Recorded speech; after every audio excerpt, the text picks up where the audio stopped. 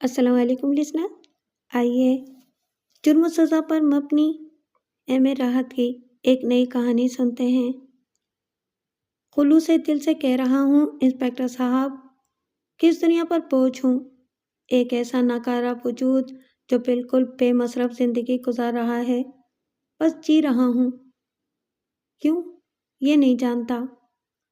ارے اجمل شاہ صاحب، آپ جیسی باغ و بہار شخصیت اور یہ باتیں! کیا آپ کسی دلچسپ کہانی کا آغاز کر رہے ہیں؟ یہ الفاظ آپ اپنے لیے نہیں کہہ سکتے۔ آپ ناکارہ وجود کبھی بھی نہیں ہو سکتے۔ میں بھی یہ بات پورے خلوص سے کہہ رہا ہوں، شامیر نے بڑی دل سوزی سے کہا۔ واقعی اجمل شاہ صاحب، آپ ایک آئیڈیل انسان ہیں۔ ہمارا آپ سے زیادہ پرانا تعلق تو نہیں ہے، لیکن ہم آپ کو اپنے بہترین دوستوں میں تصور کر سکتے ہیں، اور آپ واقعی غیر معمولی شخصیت کے مالک ہیں، صفورہ نے کہا۔ اجمل شاہ ہنسنے لگا، پھر بولا، واقعی سچ کہہ رہا ہوں۔ اصل میں مجھ جیسے انسان کو کبھی اپنے حال پر غور نہیں کرنا چاہیے۔ مجھ پر تو وہ مصرع صادق ہے کہ کٹی عمر ہوٹلوں میں مرے ہسپتال جا کر۔ کوئی خاص بات ہوئی ہے کیا جسے آپ متاثر ہوئے ہیں؟ نہیں، یقین کریں، کوئی خاص بات نہیں۔ آپ کے پاس آتے ہوئے بھی یہ سوچتا ہوں کہ آپ کو فرصت کہاں ہوتی ہے، مصروفیت میں خلل اندازی نہ ہو۔ ہمارے کسی عمل سے آپ کو یہ احساس ہوا ہے؟ اس بار شامیر سنجیدہ ہو گیا۔ بخدا ایسا نہیں ہے، بس یہ میرا احساس ہے۔ نہیں اجمل شاہ صاحب، ہم دوست ہیں اور آپ ہماری پسندیدہ شخصیت ہیں۔ ہماری درخواست ہے کہ آپ کو جب بھی فرصت ہو تو ہمیں ضرور ٹچ کر لیا کریں۔ آپ سے تو ہمیں بڑی دلچسپ داستانیں سننے کو ملتی ہیں۔ واہ، بن گیا کام، داستان ہی تو سنانے آیا ہوں، اجمل شاہ نے شوق مسکراہٹ کے ساتھ کہا۔ سنائیے سنائیے، شامیر نے خوش دلی سے کہا۔ اس نے اجمل شاہ کی ذہنی کیفیت کا اندازہ لگا لیا تھا۔ پہلے وہ کسی بات پر اداس تھا، لیکن صفورہ اور شامیر کے اپنائیت کے اظہار پر اس کا موڈ بدل گیا۔ اتنی دیر میں زمان شاہ بھی اندر آ گیا، اور شامیر نے جلدی سے کہا، زمان شاہ جیسے دوست اللہ سب کو دے۔ وہ جانتے ہیں کہ کون سا وقت کون سے عمل کے لیے ضروری ہوتا ہے، اس لیے وہ ضرور چائے کے لیے کہہ کر آئے ہوں گے۔ زمان شاہ کے پیچھے ہی چائے والا چائے کے برتن لیے اندر داخل ہوا تو سب ہنس پڑے۔ غرض یہ کہ چائے سرو ہو گئی تو شامیر نے کہا، جی اجمل شاہ صاحب، بسم اللہ۔ داستان ہی کی طرح شروع کر رہا ہوں۔ ایک آبادی ہے یہاں سے 160 کلومیٹر دور، نام ہے نور نگر۔ اس آبادی کو یہاں سے زیادہ دور نہیں سمجھا جاتا۔ بیشتر لوگ وہاں سے یہاں شہر میں نوکری کرنے آتے ہیں اور شام کو واپس جاتے ہیں۔ آنے جانے کے لیے ٹرانسپورٹ کا بے حد معقول انتظام ہے، اجمل شاہ نے دلچسپ انداز میں کہا۔ نور نگر ایک قدیم جاگیردار کے نام سے منسوب ہے، یعنی زعیم نواز خان، جنہیں پیار سے نور نواز کہا جاتا ہے۔ بدلتے ہوئے ادوار کے ساتھ اس جاگیردار خاندان کے کردار بدلتے رہے، اور اس وقت اس نسل کا فرد شمشیر نواز خان نور نگر کا جاگیردار ہے۔ یوں سمجھ لیجیے کہ آج بھی نور نگر اس کی ملکیت ہے۔ بڑی جائیدادیں زمینیں ہیں اس خاندان کی، اور یوں سمجھ لیا جائے کہ نور نگر کا موجودہ حکمران شمشیر نواز ہے۔ شمشیر نواز خان کے 4 بیٹے ہیں، اختر نواز، احمد نواز، ظفر نواز اور حیدر نواز۔ احمد نواز اس کا دوسرے نمبر کا بیٹا ہے، جو اس وقت پاگل خانے میں ہے، اجمل شاہ نے گفتگو کا سلسلہ آگے بڑھاتے ہوئے کہا۔ اتنے بڑے لوگوں کے لیے وہ پاگل خانے نہیں ہوتے جن میں ذہنی عدم توازن کا شکار ایک دوسرے کے اوپر رہتے ہیں، بالکل اسی طرح جیسے چکن فروش کے چھوٹے سے ڈربے میں مرغیاں ایک دوسرے کے اوپر چڑھی ہوتی ہیں۔ احمد نواز ایک پرائیویٹ مینٹل ہاسپٹل میں ہے، اور اسے ایک خطرناک پاگل کی حیثیت سے وہاں داخل کرایا گیا ہے۔ لیکن اجمل شاہ ایک لمحے کے لیے رکا اور پھر بولا، لیکن وہ مکمل ہوش مند ہے اور انتہائی بے بسی کے عالم میں وقت گزار رہا ہے، جبکہ اس کے باقی تینوں بھائی عیش و عشرت سے زندگی بسر کر رہے ہیں۔ ارے وہ کیوں؟ صفورہ بے اختیار بول پڑی۔ احمد نواز خان کو اس کے باپ شمشیر نواز نے پاگل خانے میں ایک خطرناک پاگل قرار دے کر داخل کرایا ہے۔ شمشیر نواز خان نے اپنے اختیارات سے کام لے کر قابل ترین ڈاکٹروں سے جو رپورٹیں تیار کرائی ہیں، ان کی بہت بڑی فائل ہے، جن میں درج ہے کہ احمد نواز خان ایسے دماغی دوروں کا مریض ہے جو کسی بھی وقت خطرناک نوعیت کے حامل ہو سکتے ہیں اور وہ کسی بھی انسانی زندگی کو نقصان پہنچا سکتا ہے، جبکہ احمد نواز خان پاگل نہیں ہے، 1% بھی نہیں، وہ تو مکمل ہوش مند ہے۔ مگر کیوں؟ شمشیر نواز نے ایسا کیوں کیا ہے؟ باپ سے سرکشی اور نافرمانی، اس حد تک کہ سرکشی کی وجہ سے باپ اپنے بیٹے کو پاگل قرار دے کر اسے خود سے دور کر دے۔ میرے خدا، بڑی افسوسناک صورتحال ہے۔ بیٹوں کو ان کی سرکشی اور نافرمانی کی وجہ سے آگ کیا جا سکتا ہے، انہیں اپنی دولت و جائیداد سے محروم بھی کیا جا سکتا ہے، لیکن اسے دیوانہ قرار دے کر دماغی اسپتال میں داخل کرا دینا بڑی درندگی ہے۔ صفورہ نے اپنی چائے سے آخری گھونٹ لے کر کہا، اس کے پس پردہ کوئی انوکھی کہانی ہی ہو سکتی ہے۔ سامان شاہ نے تبصرہ کیا، اور ہمیں یہ کہانی سنا رہے ہیں جناب اجمل شاہ صاحب، تو آگے بتائیں۔ صفورہ نے شگفتہ لہجے میں کہا۔ کچھ لمحات خاموش رہنے کے بعد اجمل شاہ نے کہا، نور نگر میں جیسا کہ میں نے بتایا، اب شمشیر نواز کی حکمرانی ہے، خاندانی رئیس اور جاگیردار ہے۔ اس طرح کے لوگوں کے سرکاری حلقوں میں بھی جو تعلقات ہوتے ہیں وہ آپ لوگ جانتے ہی ہیں، وہ بھی ان تعلقات سے پورا فائدہ حاصل کرتا ہے اور جو چاہے کرا لیتا ہے۔ اس کے 2 بیٹے اس کی جائیداد اور زمینوں کا کام سنبھالے ہوئے ہیں۔ چوتھا بیٹا حیدر نواز یہیں اسی شہر میں رہتا ہے اور بہت بڑا کاروباری ہے، البتہ اس کی کوئی بیٹی نہیں ہے۔ 4 بیٹوں کا یہ باپ اپنی قدر و قیمت جانتا ہے اور خود کو بہت سوں کی قسمت کا مالک بھی سمجھتا ہے۔ چنانچہ بیچارہ قربان علی دولت کی صلیب پر مصلوب ہو گیا۔ قربان علی بھی اسی بستی کا ایک کاروباری شخص تھا، معزز اور کھاتا پیتا آدمی تھا، شہر سے بھی اس کے روابط تھے، وہ بھی اپنے دادا پر دادا کے دور سے نور نگر ہی کا باسی تھا اور اپنی بیوی، بیٹی اور بیٹے کے ساتھ پرسکون زندگی گزار رہا تھا۔ شمشیر نواز خان سے کبھی اس کی کوئی مخاصمت نہیں تھی، لیکن پھر مصیبت نے اس کے گھر کا رخ کیا۔ احمد نواز خان اس اسکول میں پڑھتا تھا جس میں قربان علی کی بیٹی جمیلہ پڑھتی تھی۔ شمشیر نواز خان کا یہی بیٹا تعلیم کا شوقین تھا، باقی سب ایک طرح سے جاہل ہی ہیں۔ خیر، ہوا یہ کہ احمد نواز بچپن سے ہی جمیلہ سے متاثر تھا، ان کا بچپن ساتھ گزرا تھا اور دونوں ایک دوسرے سے بہت متاثر تھے۔ پھر شمشیر نواز نے احمد نواز کا تعلیمی شوق دیکھا تو اسے مزید تعلیم کے لیے شہر روانہ کرنے کا فیصلہ کیا، چنانچہ تیاری شروع ہو گئی۔ احمد نواز نے نور نگر کے ہائی اسکول میں بہترین پوزیشن حاصل کی تھی، جس پر شمشیر نواز کو بڑی مبارکبادیں موصول ہوئی تھیں، چنانچہ وہ بھی احمد نواز کو آگے پڑھانے کا شوقین ہو گیا تھا۔ احمد نواز کو تو اور کوئی پریشانی نہیں تھی، بس جمیلہ سے دور ہونے کا دکھ تھا، لیکن آخرکار وہ شہر آ گیا۔ تاہم جب بھی وہ نور نگر جاتا، زیادہ وقت قربان علی کے گھر گزارتا۔ پہلی بار اس نے غور کیا تو اس پر انکشاف ہوا کہ وہ دونوں ایک دوسرے سے محبت کرتے ہیں۔ یہ بات شمشیر نواز کو سخت ناگوار گزری، وہ سوچ میں ڈوب گیا۔ پہلے تو اس نے سوچا کہ قربان علی سے بات کرے، لیکن پھر کچھ سوچ کر اس نے ایسا نہ کیا، بلکہ اس نے احمد نواز کو بلا کر اسے سرزنش کی، لیکن احمد نواز کے تیور اچھے نہیں تھے۔ شمشیر نواز کی سرزنش کا اس نے نوٹس نہ لیا، بلکہ باپ کو کچھ ایسے جواب دیے جو آمرانہ ذہنیت کے مالک شمشیر کو ناگوار گزرے اور وہ چڑ گیا۔ اس نے خواب میں بھی نہیں سوچا تھا کہ کوئی اس طرح آنکھوں میں آنکھیں ڈال کر اس سے بات کر سکتا ہے، اور وہ بھی اس کا بیٹا۔ اس نے احمد نواز کو وارننگ دی کہ وہ اس کی تعلیم ختم کرا دے گا، لیکن احمد نواز سرکش تھا۔ اس نے باپ کی ایک نہ مانی اور اسی طرح جمیلہ سے ملتا رہا۔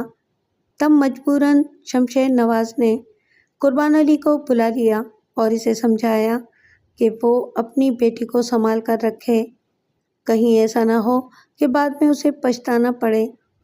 سادہ لوگ قربان علی نے سر جھکا کر یہ بات مان لی اور وعدہ کیا کہ آئندہ وہ جمیلہ کو احمد نواز کے سامنے نہیں آنے دے گا، اور اس نے اس پر عمل بھی کیا۔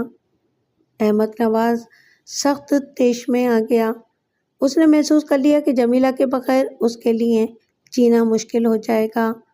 وہ چھپ کر جمیلہ سے ملا اور دونوں نے عہد کیا کہ کچھ بھی ہو جائے وہ زندگی ایک ساتھ گزاریں گے۔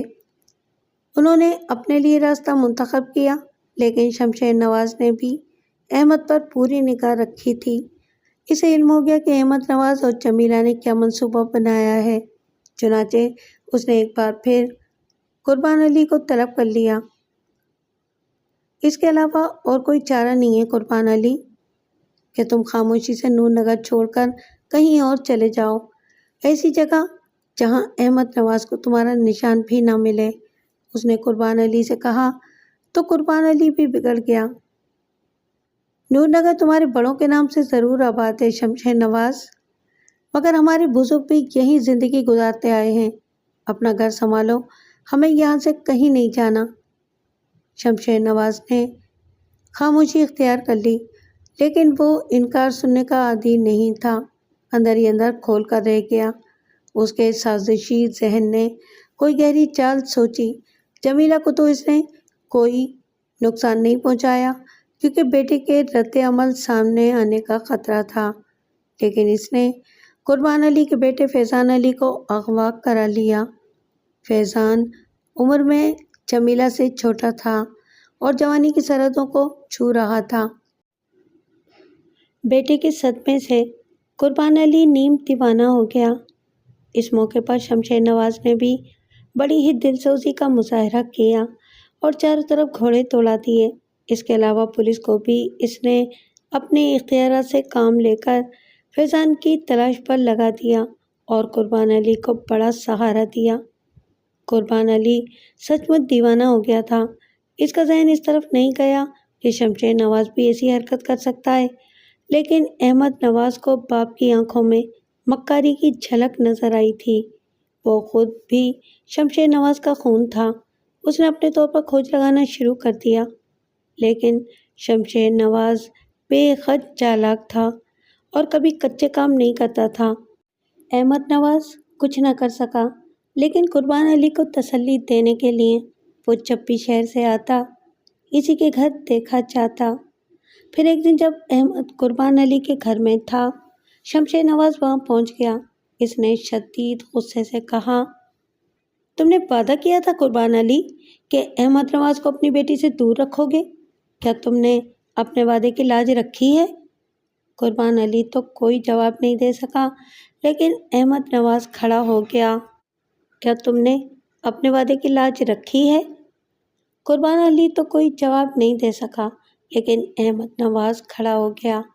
اس نے باپ کی آنکھوں میں آنکھیں ڈال کے اسے بہت سخت باتیں کہیں اور کہا کہ وہ اپنے کام سے کام رکھے، ورنہ وہ بھی اسی کا بیٹا ہے۔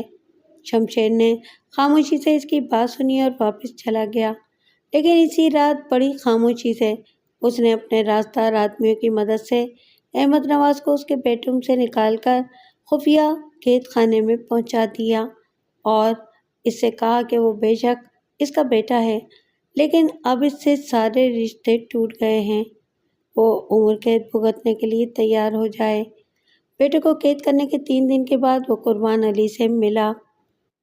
اپنے گھر کو تو ہم نے اچھی طرح سنبھال لیا ہے قربان علی، تم نے ہمیں یہی مشورہ دیا تھا نا، لیکن اب تم اپنے گھر کے بارے میں کیا کہتے ہو؟ ہم نے تم سے کہا تھا کہ نور نگر کے مالک مت بنو اور اسے چھوڑ دو، وہ تمہارے نہیں ہمارے پرکھوں کی سرزمین ہے۔ اب بھی پرانے رشتوں کو نظروں میں رکھ کر کہہ رہے ہیں کہ راتوں رات روپ نگر سے بھاگ جاؤ، ورنہ بیٹے کی جان سے ہاتھ دھو بیٹھو گے۔ میرا بیٹا، میرا فیضان تمہارے پاس ہے؟ پہلی بار قربان علی کو پتہ چلا کہ فیضان زندہ ہے اور شمشیر نواز کے قبضے میں ہے۔ وہ شمشیر کے پیروں میں گر پڑا۔ اس نے کہا کہ وہ اس کے بیٹے کو اس کے حوالے کر دے، وہ جو کچھ کہے گا قربان علی کرے گا۔ شمشیر کو جب اندازہ ہوا کہ قربان علی کے سارے قصبل نکل گئے ہیں اور اب وہ اس کے قبضے میں ہے، تو اس نے کچھ اور پکے کام کرنے کا سوچا۔ اس نے احمد نواز کو جمیلہ سے ہمیشہ کے لیے محفوظ کرنے کے لیے قربان علی سے کہا کہ جمیلہ کا نکاح اس کے ملازم شمشیر جان سے کر دے۔ یہ شخص بے حد خطرناک اور شمشیر نواز کے خاص آدمیوں میں سے تھا۔ قربان علی بیٹے کے لیے اس قدر حواس باختہ تھا کہ تیار ہو گیا اور جمیلہ کا نکاح شیر جان سے پڑھوا دیا گیا، لیکن اس کے بعد بھی اس نے فیضان کو نہ چھوڑا، بلکہ قربان سے کہا کہ اس کا بیٹا خیریت سے ہے، ابھی کچھ اور کام بھی ہیں جن کی وجہ سے فیضان کو کچھ دنوں کے بعد چھوڑا جائے گا۔ قربان علی نے بڑی منت کی کہ اب وہ کبھی سرکشی نہیں کرے گا، لیکن شمشیر خان نے اس کی بات نہیں مانی اور کہا کہ اس کا وعدہ ہے کہ جب وہ مناسب سمجھے گا تو فیضان کو رہا کر دے گا۔ ان کاموں سے فارغ ہو کر اس نے احمد نواز کو ساری صورتحال سے آگاہ کیا تو احمد نواز غصے سے دیوانہ ہو گیا۔ اس نے قید خانے کے 2 محافظوں کو زخمی کر کے رہائی حاصل کی اور قربان علی کے گھر کی طرف دوڑا۔ اس کی ذہنی حالت بہت خراب تھی، لیکن شمشیر نے کچی گولیاں نہیں کھیلی تھیں۔ اس نے قربان علی کو شیر جان کی تحویل میں دے کر شہر بھجوا دیا تھا۔ اب وہ مظلوم خاندان اسی شہر میں رہتا ہے۔ احمد نواز کو جب قربان علی اور اس کے اہل خاندان نہیں ملے تو وہ شمشیر نواز کی حویلی واپس آیا اور اس نے پوری حویلی کو آگ لگانے کی کوشش کی۔ حویلی کے بہت سے حصے تباہ ہو گئے، وہ کسی کے قابو میں نہیں آ رہا تھا اور بہت سے لوگوں کو زخمی کر چکا تھا۔ بمشکل اسے پکڑا گیا اور پاگل قرار دے کر دماغی اسپتال میں داخل کرا دیا گیا۔ اس اسپتال میں بھی اس کی نگرانی کے اخراجات شمشیر نواز نے اپنے ذمے لے رکھے ہیں اور ہدایت کر دی ہے کہ یہ خطرناک پاگل ہے، اگر فرار ہو گیا تو اسپتال کی انتظامیہ اس کی ذمہ دار ہوگی۔ اجمل شاہ خاموش ہو گیا۔ کہانی واقعی انوکھی تھی، سب اس کے تاثر میں ڈوب گئے تھے۔ پھر صفورہ نے زبان کھولی اور بولی، اور قربان علی کے خاندان کا کیا حال ہے؟ ایک چھوٹے سے تباہ حال گھر میں جی رہے ہیں۔ شیر جان ایک وحشی درندے کی طرح ان کا نگراں ہے۔ جمیلہ اس کی بیوی کی حیثیت سے اس لیے زندہ ہے کہ بھائی کی زندگی اور اس کی واپسی چاہتی ہے۔ ادھر یہ لوگ زندگی سے لڑ رہے ہیں، ادھر احمد نواز ایک خطرناک پاگل کی حیثیت سے اسپتال میں اپنے باپ کے مظالم کا شکار ہے۔ اس کے علاوہ اور کچھ اجمل شاہ صاحب؟ شامر نے کہا۔ نہیں، اور کچھ بھی نہیں۔ پوری طرح قابل توجہ کیس تھا۔ اجمل شاہ کے جانے کے بعد اس موضوع پر تفصیلی بات چیت ہوئی۔ شامر کے کہنے پر صفورہ نے اہم پوائنٹس ڈائری میں نوٹ کیے۔ پھر شامر اس بارے میں اپنے ذہن میں پیدا ہونے والے سوالات پر بات کرنے لگا۔ شمشیر نواز نے احمد نواز کو پاگل خانے ہی بھجوانے کا فیصلہ کیوں کیا؟ نمبر 2، اس عمل پر باقی 3 بھائیوں کا کیا رد عمل ہے، خاص طور سے ماں کا؟ کیا اس نے بھی بیٹے کے ساتھ اس سلوک پر خاموشی اختیار کر لی ہے؟ تیسری بات یہ کہ کیا فیضان واقعی زندہ ہے یا پھر شمشیر نواز نے اسے ہلاک کر دیا؟ اگر وہ زندہ ہے تو شمشیر نے سب کچھ کرنے کے بعد قربان علی کے بیٹا اس کے حوالے کیوں نہیں کیا؟ ایک اور سوال سر، صفورہ نے انگلی اٹھا کر کہا، ان واقعات کو کتنا وقت گزرا ہے یہ بھی تو پتہ چلے۔ 100%۔ بہتر تھا یہ سوال ہم اجمل شاہ سے کر لیتے، لیکن خیال نہیں آیا۔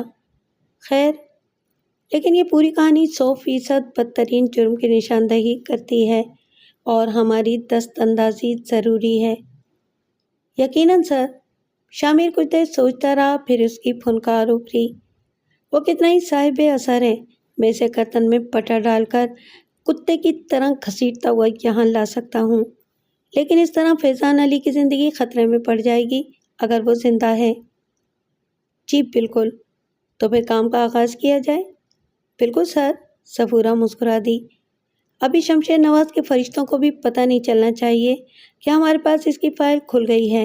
مینٹل اسپتال میں اس نے احمد نواز کی نگرانی کے لیے جو انتظامات کیے ہیں انہیں معمولی نہیں سمجھنا چاہیے۔ چنانچہ احمد نواز سے فوری ملاقات کسی صورت مناسب نہیں رہے گی، ورنہ شمشیر کو پتہ چل جائے گا۔ ایک بات میں بھی کہنا چاہتا ہوں سر جی، زمان شاہ نے کہا۔ جی زمان شاہ؟ سر جی، اجمل شاہ نے یہ کہانی ہمیں سنائی ہے اور اجمل شاہ کو یہ سب کچھ قربان علی نے سنایا ہے۔ ہر چیز کے دو رخ تو لازمی ہوتے ہیں۔ ممکن ہے کہ اس کہانی کے کچھ اور گوشے بھی ہوں جن کا ہمیں علم نہیں، چنانچہ صرف ایک فریق پر بھروسہ نہیں کرنا چاہیے۔ مجھے اپنے ساتھیوں پر فخر ہے، صفورہ اور زمان شاہ۔ خلوص دل سے کہہ رہا ہوں کہ کسی بھی کامیابی کو میں صرف اپنی ذات سے منسوب نہیں کرتا۔ آپ دونوں میرے بدن کا ہی حصہ نہیں، میرے دماغ کا بھی حصہ ہو، اور میری ہر کامیابی آپ کی مرہون منت ہے۔ آپ بالکل ٹھیک کہہ رہے ہیں زمان شاہ، ہمیں تصویر کے دونوں رخ دیکھنے چاہیے، شامل نے کہا۔ شکریہ سر، زمان شاہ نے کہا۔ کچھ باتیں بے شک واضح نہیں ہیں، لیکن کیوں نہ ہم فوری کام شروع کر دیں؟ دوسرے دن صفورہ نے کہا، رات کو ٹھیک سے نیند نہیں آئی سر۔ رہ رہ کر آنکھوں میں بیچارے احمد نواز اور جمیلہ کا تصور ابھرتا رہا۔ سر، کبھی کبھی اس انسانی کمزوری کی کتنی قیمت ادا کرنی پڑتی ہے جسے محبت کہتے ہیں۔ ہاں، وہ بھی ان حالات میں کہ محبوب سامنے بیٹھا ہو لیکن اس تک رسائی کی ہر درخواست مسترد ہوتی رہے۔ شامل نے محبت بھری نظروں سے صفورہ کو دیکھ کر کہا، سچ پتہ نہیں سر، اس کہانی نے مجھے اتنا کیوں متاثر کیا ہے؟ صفورہ نے شامل سے نظریں چراتے ہوئے کہا، آپ نے اس بارے میں کچھ سوچا؟ جی سر، بالکل۔ کیا؟ سر، بہت سی باتوں سے تشنگی جھلکتی ہے۔ ہم شمشیر نواز کے بارے میں معلومات کر سکتے ہیں کہ کیا وہ واقعی اس قدر وحشی صفت انسان ہے؟ اور بھی بہت سے معاملات ہیں جن کی تفصیل پتہ چلنا ضروری ہے، لیکن یہ بھی قرینِ قیاس ہے کہ ہمارے اس عمل کا پتہ چلنے سے شمشیر نواز کا ذہن قربان علی کی طرف ہی جائے گا، اور اگر مظلوم فیضان زندہ ہے تو اس کی زندگی جا سکتی ہے۔ ہاں، ایسا ہو سکتا ہے۔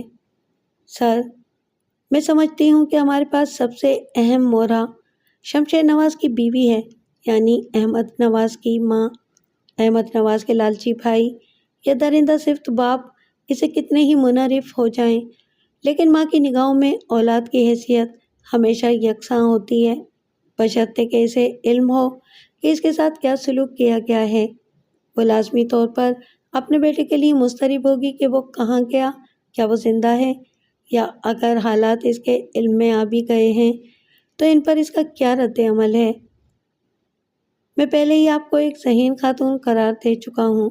بے شک آپ نے بہت اچھا نقطہ تلاش کیا ہے۔ تھینک یو سر، آگے بولوں؟ صفورہ نے مسکرا کر کہا۔ جی، ارشاد۔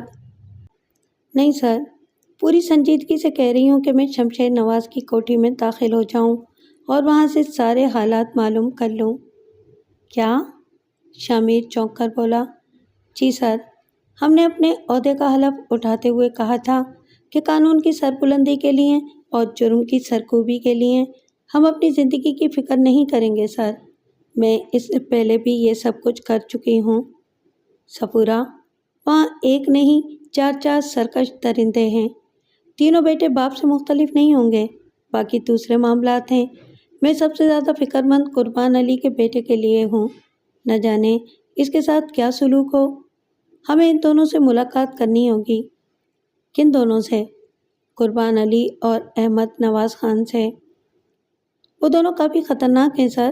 قربان علی کی نگرانی شیر جان کرتا ہوگا کیونکہ یہ اس کی ڈیوٹی ہے، اور احمد نواز پر بھی معمولی پہرا نہیں ہوگا۔ بالکل ایسا ہے، لیکن کوئی راستہ نکالیں گے، بلکہ راستہ نکالنا ہوگا، چاہے وہ کوئی اندھا راستہ ہی کیوں نہ ہو۔ اجمل شاہ کا نمبر ہے تمہارے پاس؟ ہاں، ذرا اس سے کال ملاؤ، کچھ پوچھنا ہے۔ قربان علی شاہ ویسے بھی شریف آدمی تھا، لیکن اب تو اس کی کمر ٹوٹ گئی تھی۔ ایک ہی بیٹا تھا، جس کی آواز مسلسل کانوں میں گونجتی رہتی تھی، لیکن وہ بے بسی سے آنسو بہانے کے سوا کچھ نہیں کر سکتا تھا۔ اس وقت بھی نماز سے فارغ ہو کر تسبیح پڑھ رہا تھا کہ شیرجان کندھے پر تھیلا لٹکائے کمرے سے باہر آ گیا۔ نور نگر جا رہا ہوں قربان چاچا، کل واپسی ہوگی، کوئی کام تو نہیں ہے ادھر سے؟ نہیں، ہمیں کیا کام ہو سکتا ہے، قربان علی نے آہستہ سے کہا۔ ٹھیک ہے، چوکسی سے رہنا، میں نے جمیلہ کو پیسے دے دیے ہیں، جس چیز کی ضرورت تو لے آنا، ہو سکتا ہے کہ بڑے مالک 1-2 دن کے لیے مجھے نور نگر روک لیں۔ ہاں، ایک بات تم سے خاص طور پر کہنا چاہتا ہوں، سن رہے ہو نا؟ وہ کرخت لہجے میں بولا۔ ہاں بولو، قربان نے کہا۔ جب میں گھر میں نہ ہوں تو یہ مت سمجھ لینا کہ تمہیں آزادی مل گئی ہے۔ میرے بندے 24 گھنٹے گھر کی نگرانی کرتے ہیں، کوئی گڑبڑ کی تو نقصان کے ذمہ دار تم خود ہوگے۔ میں نے آج تک کبھی کوئی گڑبڑ کی ہے شیرجان؟ بندہ بشر ہے جی، دماغ میں کوئی خرابی آ سکتی ہے۔ تمہارا داماد ہوں چاچا جی، تمہارا خیال رکھنا میرا فرض ہے۔ میں تمہیں مشکلوں سے بچانا چاہتا ہوں، خود میری جان بھی خطرے میں پڑ سکتی ہے۔ تم اس کی فکر مت کرو شیرجان، ہم تو بے بس کیڑوں جیسے ہیں، ہم سر کیسے اٹھا سکتے ہیں؟ اچھا، چلتا ہوں، فکر مت کرو، سب ٹھیک ہو جائے گا، جمیلہ کا خیال رکھنا۔ یہ کہہ کر شیرجان باہر نکل گیا۔ قربان چھوٹے سے برآمدے میں پڑی چرپائی پر جا بیٹھا۔ اس نے تسبیح پر کچھ پڑھنا شروع کر دیا۔ 3 افراد گھر میں تھے، لیکن تینوں کے چہروں پر زردی چھائی ہوئی تھی۔ زندگی کی کوئی رمق ان کے چہروں پر نہیں ملتی تھی۔ آنکھوں میں بے کسی اور پیشانی پر غم کی شکنیں تھیں۔ شیرجان کو گئے ہوئے زیادہ دیر نہیں ہوئی تھی کہ دروازے پر دستک ہوئی اور قربان چونک پڑا۔ ان سے ملنے کبھی کوئی نہیں آتا تھا۔ اس نے سوچا شاید شیرجانی کسی کام سے واپس آیا ہوگا۔ تسبیح رکھ کر اس نے چپل پہنی اور آگے جا کر دروازہ کھول دیا، لیکن باہر شیرجان نہیں تھا، بلکہ ایک نوجوان لڑکی اور ایک مرد تھے۔ دونوں کے بدن پر معمولی سے کسی قدر میلے کپڑے تھے۔ لڑکی نے ہاتھ میں ایک بڑی پلیٹ پکڑی ہوئی تھی جس پر سرپوش ڈھکا ہوا تھا۔ سلام چاچا جی۔ وعلیکم سلام، کیا بات ہے بیٹی؟ نکڑ والے گھر سے آئی ہوں، نیاز کرائی تھی، امی نے کچھ چیزیں بھیجی ہیں، اندر آ جاؤں؟ مجھے دے دو بیٹی، قربان نے کہا۔ چاچی ہی کو دینی ہے، ان سے ملنا بھی ہے، آجا بشیرے، اس نے ہاتھ سے قربان علی کو راستے سے ہٹاتے ہوئے کہا۔ قربان علی بادل ناخواستہ راستے سے ہٹ گیا، لیکن جب لڑکی کے ساتھ لڑکا بھی، جسے اس نے بشیرے کہہ کر بلایا تھا، آگے بڑھا تو قربان علی نے مزاحمت کرنے کی کوشش کی اور بولا، ارے ارے، اندر پردہ ہے، تم کہاں گھسے چلے آ رہے ہو؟ لیکن وہ انہیں روک نہ سکا، دونوں کے انداز میں جارحیت تھی۔ وہ ارے ارے ہی کرتا رہ گیا، جبکہ نوجوان نے پلٹ کر دروازہ بند کر دیا۔ اس کے اس عمل سے قربان کچھ خوف زدہ سا ہو گیا۔ پہلے وہ اتنا کمزور نہیں تھا، لیکن اب اس میں کچھ نہیں رہا تھا۔ وہ خشک ہونٹوں پر زبان پھیر کر سہمی ہوئی نظروں سے انہیں دیکھنے لگا، پھر گھگھیائی ہوئی آواز میں بولا، کون ہو بھائی؟ یہ تم نے دروازہ کیوں بند کر دیا؟ ارے ہم تو خود لٹے پٹے لوگ ہیں، تم ہم سے کیا چاہتے ہو؟ ہم ایک خاص کام سے آپ کے پاس آئے ہیں چچا جان، ہمارے بارے میں کوئی غلط بات نہ سوچیں، ہم آپ کو کوئی نقصان نہیں پہنچائیں گے۔ نقصان تو ہمیں خود بخود پہنچ جائے گا۔ ارے بچوں، ہم آزاد قیدی ہیں، ہمیں باہر کے کسی بندے سے ملنے کی اجازت نہیں ہے، قربان علی نے درد بھرے لہجے میں کہا۔ کیا آپ نے اپنے بیٹے فیضان کے بارے میں بھی کچھ معلوم نہیں کرنا چاہیں گے؟ نوجوان نے کہا اور قربان کا منہ حیرت سے کھل گیا۔ اس کے انداز میں شدید اضطراب پیدا ہو گیا۔ اس نے بولنے کی کوشش کی، لیکن اس کے منہ سے آواز نہیں نکل سکی۔ میرا نام شامیر ہے اور یہ صفورہ ہیں، آپ بالکل بے فکر ہو جائیں، اب کوئی آپ کا کچھ نہیں بگاڑ سکے گا۔ اگر شمشیر نواز نے آپ کے بیٹے کو کوئی نقصان پہنچایا تو اسے اپنے 3 بیٹوں سے ہاتھ دھونے پڑیں گے، یہ میرا آپ سے وعدہ ہے، آپ اللہ پر بھروسہ رکھیں۔ مگر تم ہو کون؟ جو کوئی بھی ہیں، یوں سمجھ لیں شمشیر نواز کو ہم ہی ٹھیک کریں گے۔ وہ جتنا خطرناک ہے تم جانتے ہو؟ اور تمہیں ہمارے بارے میں کیا معلوم ہے؟ سب کچھ بزرگ، کیا میں آپ کو آپ کے بارے میں بتاؤں جو آپ کے ساتھ ہوا ہے؟ شامیر نے مختصراً قربان علی کو اس کی داستان سنائی۔ جمیلہ اور اس کی ماں بھی پاس آ کھڑی ہوئی تھیں۔ ہاں، یہی ہوا ہے ہمارے ساتھ۔ اس نے ہم سے ہمارا سب کچھ چھین لیا ہے، ہماری زمینوں کے کاغذات پر ہم سے دستخط کرائے ہیں اور کاغذات اپنے قبضے میں لے لیے ہیں، مگر مجھے کچھ نہیں چاہیے۔ ہائے، خدا کرے میرا بیٹا زندہ ہو، وہ مجھے مل جائے۔ دونوں عورتیں سسکیاں لے رہی تھیں۔ بس فیضان واپس آ جائے، جیسے بھی ہوگا گزارا کر لیں گے۔ میرا دل کہتا ہے کہ وہ زندہ ہے، وہ میرے خوابوں میں آتا ہے، وہ زندہ ہے، قربان کی بیوی رابعہ نے سسکتے ہوئے کہا۔ انشاءاللہ وہ ضرور واپس آ جائے گا، ماں کا دل جھوٹ نہیں بولتا۔ آپ ہماری مدد کریں۔ ہم کیا کر سکتے ہیں؟ ہمارے دل میں تو یہ خیال بھی ہے کہ کہیں آپ دونوں بھی اسی کے آدمی نہ ہوں۔ شیرجان وہاں گیا ہے یا نہیں گیا، اس نے ہمارا دل کا حال جاننے کے لیے آپ لوگوں کو بھیجا ہو، لیکن خدا کی قسم وہ ہمیں مار دے تو ہمارے اوپر احسان ہوگا۔ اب جینے کو دل ہی نہیں چاہتا۔ قربان رونے لگا۔ ہم اور کچھ نہیں کر سکتے، آپ اللہ پر بھروسہ کریں، اس کے سوا کسی پر بھروسہ نہیں کیا جا سکتا۔ ٹھیک ہے، اب ہم کیا کریں؟ آپ کے خیال میں اس نے فیضان کو کہاں رکھا ہوگا؟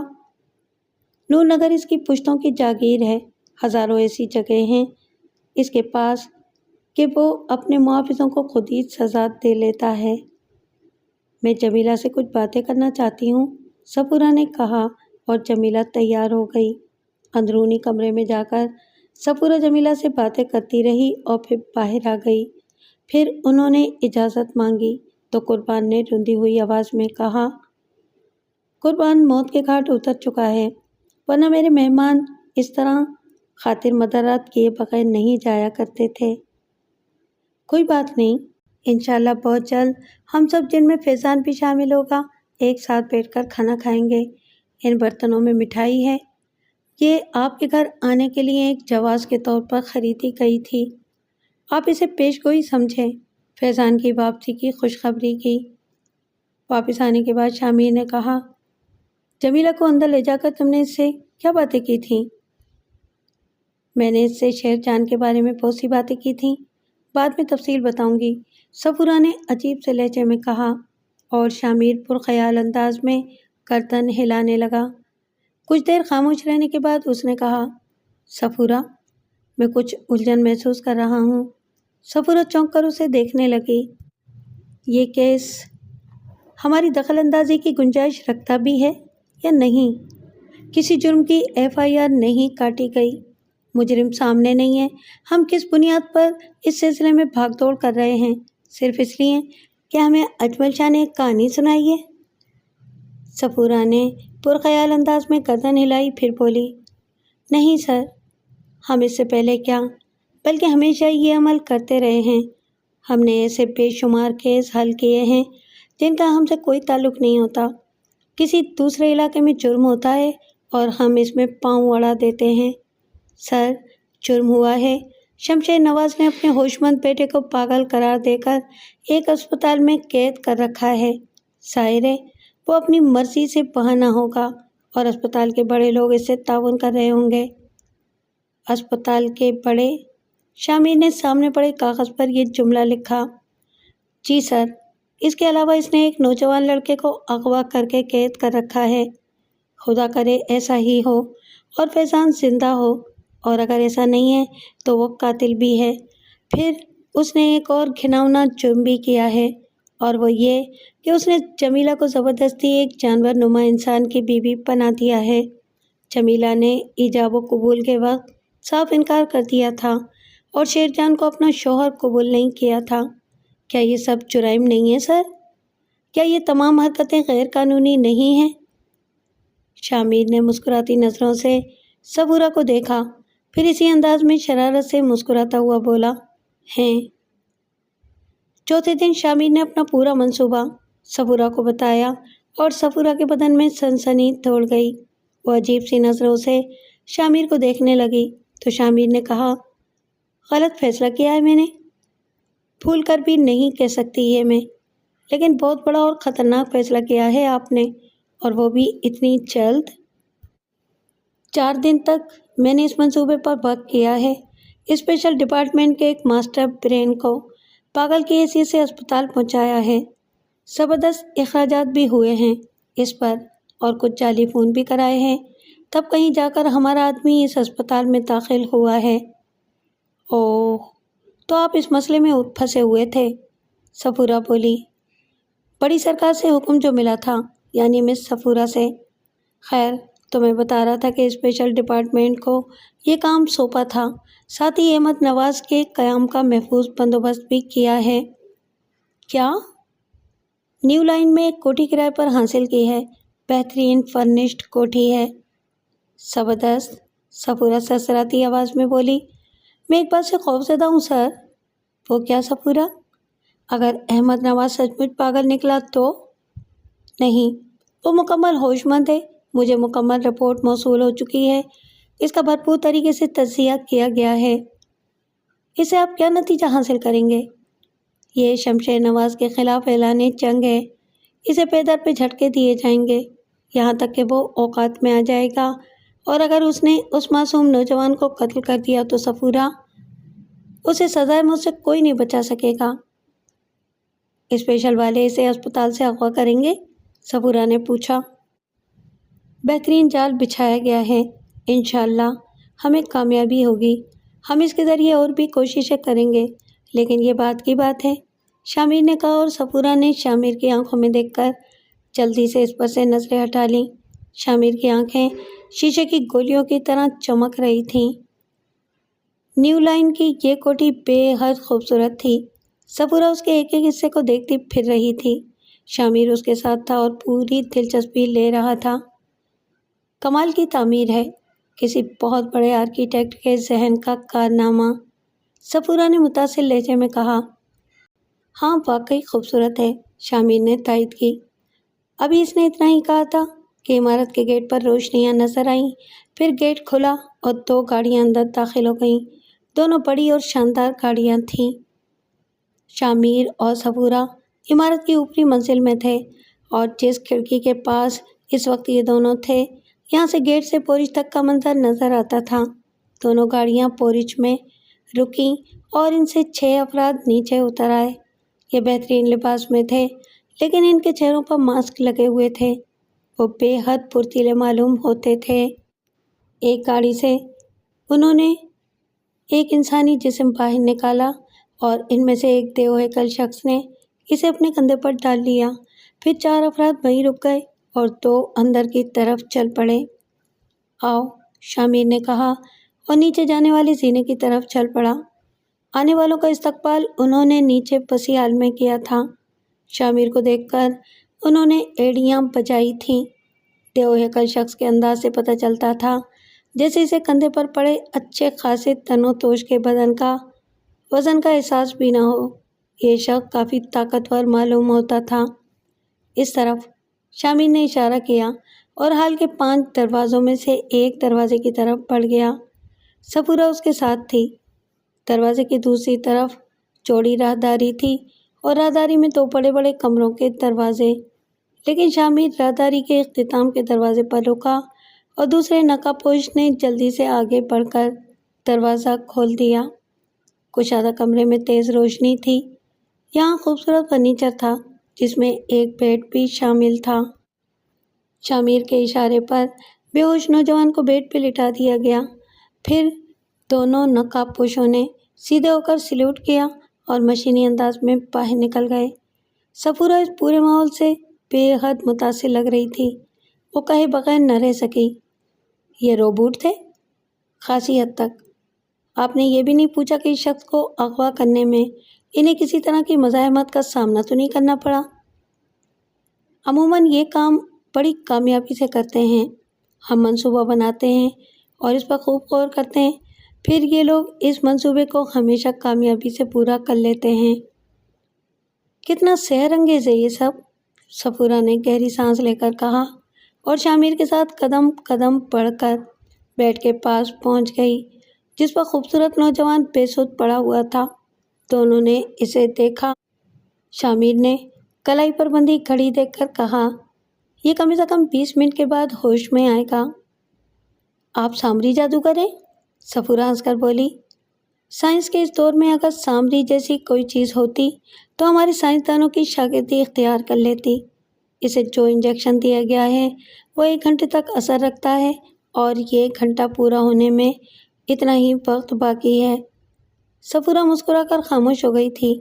थोड़ी देर खामोशी के बाद सफूरा ने कहा, इसे यहीं रखेंगे? हाँ, इसकी देखभाल के इंतजामात भी फिर करने होंगे। 100%। शामिर की पेशगोई भी ठीक साबित हुई।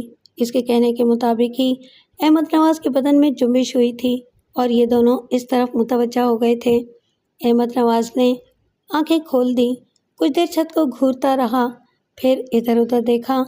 इसके बाद इन पर निगाह पड़ी और वो बेख्याली के अंदाज में इन्हें देखता रहा। फिर उसने आहिस्ता से कहा, सॉरी डॉक्टर, मैं पहली बार आपको देख रहा हूँ और ये मेरा कमरा भी नहीं है। क्या मुझे किसी दूसरे कमरे में शिफ्ट किया गया है? क्या मुझे कुछ हुआ है? क्या मैं वो खासा हैरान नज़र आने लगा। नहीं अहमद नवाज साहब, हम दोनों डॉक्टर नहीं हैं और ये कमरा भी अस्पताल का कमरा नहीं है। हैं? अहमद नवाज के लहजे में हैरत पैदा हो गई। इसने फिर कमरे का भरपूर जायज़ा लिया, फिर मशकूक नज़रों से इन्हें देखते हुए बोला, गुड, गोया खेल में कोई तब्दीली की गई है, नया स्क्रिप्ट लिखा गया है। हाँ, बात कुछ ऐसी ही है अहमद साहब, लेकिन इस बार स्क्रिप्ट राइटर आपके वाली शमशेर नवाज नहीं है, बल्कि तहरीर बदल दी गई है। शामिर ने खुशगवार लहजे में कहा। आप कौन हैं सर? अहमद नवाज ने नरमी से पूछा। मेरा नाम शामिर है। बड़ा अच्छा लगा है आपसे मिलकर। और आप मैडम? इसने सफूरा की तरफ देखकर पुर एहतराम लहजे में पूछा। मेरा नाम सफूरा है। चलें, यकसानियत तो ख़त्म हुई। गोया मुझे अस्पताल से निकाल लिया गया है और कोई नई कार्रवाई की गई है। प्लीज़ एक बात और बता दीजिए, क्या आइंदा मेरे लिए किसी और अज़ाब का बंदोबस्त किया गया है? अगर ऐसा है तो इसकी नौइयत क्या होगी? अगर कोई शख्स बेमकसद किसी से मुखलिस हो जाए और इसके लिए कुछ करने पर आमादा हो जाए तो आप इसे क्या कहेंगे? शामिर ने सवाल किया। बेवकूफ़, अहमद नवाज ने फट से जवाब दिया और सफूरा हंस पड़ी। हाँ, आपने ठीक कहा, लेकिन ऐसे बेवकूफ़ भी बहुत से मौजूद हैं और हम इन्हीं में से हैं। अरे सॉरी, मैंने सिर्फ आपके सवाल का जवाब दिया था, लेकिन इस सवाल का मतलब मेरी समझ में नहीं आया। हम सरकारी तौर पर आपकी मदद करना चाहते हैं, शामिर ने कहा और अहमद नवाज ने ज़ोर से कहकहा लगाया। फिर बोला, बात खुल गई ना? सरकारी मदद मिल रही है मुझे, यानी स्क्रिप्ट आपसे लिखवाया गया है और डायरेक्शन किबला शमशेर नवाज की। अरे भाई, सरकारी के सरकार तो वही है ना, यानी शमशेर नवाज। लेकिन स्क्रिप्ट की ये तब्दीली समझ में नहीं आई। अब वो मुझसे क्या चाहते हैं? सब कुछ तो इनकी पसंद के मुताबिक हुआ है। ये स्क्रिप्ट बिल्कुल अलग है। यूँ समझ लीजिए, कहानी का टर्निंग पॉइंट जो पिछली कहानी से बहुत मुख्तलिफ है। सच बताऊँ आपको, मैं पागल नहीं था, लेकिन इतने अरसे तक पागल का किरदार अदा करते करते थोड़ा सा पागल हो गया हूँ। मुझे इस पुरस्कार तरीके से यहाँ लाने की वजह बता दीजिए, वरना मैं पागल हूँ, भौंक भी सकता हूँ, काट भी सकता हूँ। आप मेरी कुव्वत बर्दाश्त जवाब देती जा रही है। शामिर गर्दन हिलाने लगा। अहमद नवाज सवालिया नज़रों से शामिर को देख रहा था। कुछ लम्हे खामोशी के बाद शामिर ने कहा, आपको जो तफसीलात बताई जाएंगी, इनके बहुत से पहलू आपके लिए दुखों का बायस होंगे। आप इन्हें बर्दाश्त कर लेंगे? मेरे बारे में अगर आप कुछ जानते हैं तो ये सवाल ही बेकार है। जो शख्स अपनी मोहब्बतें खो चुका हो, जिसके वो सहारे चुन चुके हों, जिन पर पूरी ज़िंदगी का इन्हिसार होता है, वो अगर जी रहा है तो इसका मतलब है कि इसकी कुव्वत बर्दाश्त बहुत काफ़ी है। आप मुतमईन रहें, میں جنونی قسم کا جذباتی نہیں ہوں۔ میرے وہ رشتے کھو گئے ہیں جو سب سے مضبوط ہوتے ہیں، یعنی ماں، باپ۔ آخری الفاظ ادا کرتے ہوئے احمد نواز کی آواز لرز گئی تھی۔ کچھ لمحے خاموش رہنے کے بعد شامر نے کہا، آپ یوں سمجھ لیجئے، ہمارا تعلق سیکورٹی سے ہے۔ آپ کے بارے میں معلوم ہونے کے بعد ہم آپ کو اس مشکل سے نکالنا چاہتے ہیں۔ میرے والد کو جانتے ہیں آپ؟ ہاں، کیوں نہیں؟ شامر نے کہا اور وہ کسی سوچ میں ڈوب گیا، پھر مسکرا کر بولا، دل کی بات کہوں، میرے اندر ایک شبہ جاگ رہا ہے، کہیں آپ لوگ بھی میرے والد کے حاشیہ بردار ہی نہ ہوں۔ ممکن ہے آپ کے عمل کے پس پردہ ان کی کوئی اور سازش ہو۔ ویسے وہ مجھے قتل کرنا چاہتے تو آسانی سے کر سکتے تھے، لیکن شاید ان کے اندر تھوڑا سا احساس باقی ہے کہ میں زندہ ہوں۔ ہاں، اپنی محکوم ماں پر مجھے بھروسہ ہے، لیکن وہ کاش ایسا نہ ہو۔ آپ اتنے دلکش چہروں کے مالک ہیں کہ اگر غلط نکلے تو آنکھوں کا اعتبار بھی ختم ہو جائے گا۔ ہمارا تعلق شمشیر نواز سے نہیں بلکہ قربان علی سے ہے۔ ہم جو کچھ کر رہے ہیں اس لیے کر رہے ہیں کہ ہم تم سے اپنا اصل تعارف بعد میں کراتے، لیکن تمہاری شک کو دور کرنے کے لیے مجبوراً پہلے اپنے بارے میں بتا رہے ہیں۔ شامر اور صبورہ نے اپنے سروس کارڈ نکال کر احمد نواز کے سامنے کر دیے۔ اس نے بڑی دلچسپی سے یہ کارڈ دیکھے، پھر اس کی آنکھوں میں آنسو آ گئے۔ کچھ دیر خاموش رہنے کے بعد اس نے آنسو خشک کیے اور پھر کسی مسکراہٹ سے بولا، بہت دیر کی مہرباں آتے آتے۔ ان مظلوموں کے بارے میں آپ کو کچھ علم ہے جنہیں ایک جابر نے بے گناہ مصلوب کر دیا ہے؟ شامر نے قربان سے ملاقات اور فیضان کی مسلسل گمشدگی کے بارے میں تفصیل بتائی۔ احمد نواز خاموشی سے سنتا رہا، پھر اس نے بڑی چاہت سے پوچھا، آپ نے جمیلہ کو بھی دیکھا تھا؟ ہاں، سوکھے درخت کی شاخ جیسی، وہ جانور اس کا مالک ہے، صفورہ بول پڑی۔ مقدس پاکیزہ، اگر میں زندہ رہا اور اسے شیر چاند کے قبضے سے نکال سکا تو اس کی قربت میری زندگی کے لیے فخر ہوگی۔ ہاں، فیضان کا بھی کوئی پتہ چلا؟ نہیں، لیکن اس کی تلاش میں آپ کی مدد درکار ہوگی۔ میری؟ وہ پرخیال انداز میں بولا، پھر کہنے لگا کہ آپ اسپتال سے مجھے کیسے لائے ہیں؟ کیا میری گمشدگی کی خبر شمشیر نواز کو مل گئی ہوگی؟ اتنی جلدی تو مشکل ہے، لیکن صبح کو ضرور پتہ چل جائے گا۔ قیامت آ جائے گی۔ انہوں نے لاکھوں روپے خرچ کر کے اسپتال کو میرا قید خانہ بنایا تھا۔ میں نہیں جانتا انہوں نے میرے لیے دماغی اسپتال ہی کیوں منتخب کیا، جبکہ ان کے اپنے قید خانے ہی بے شمار ہیں۔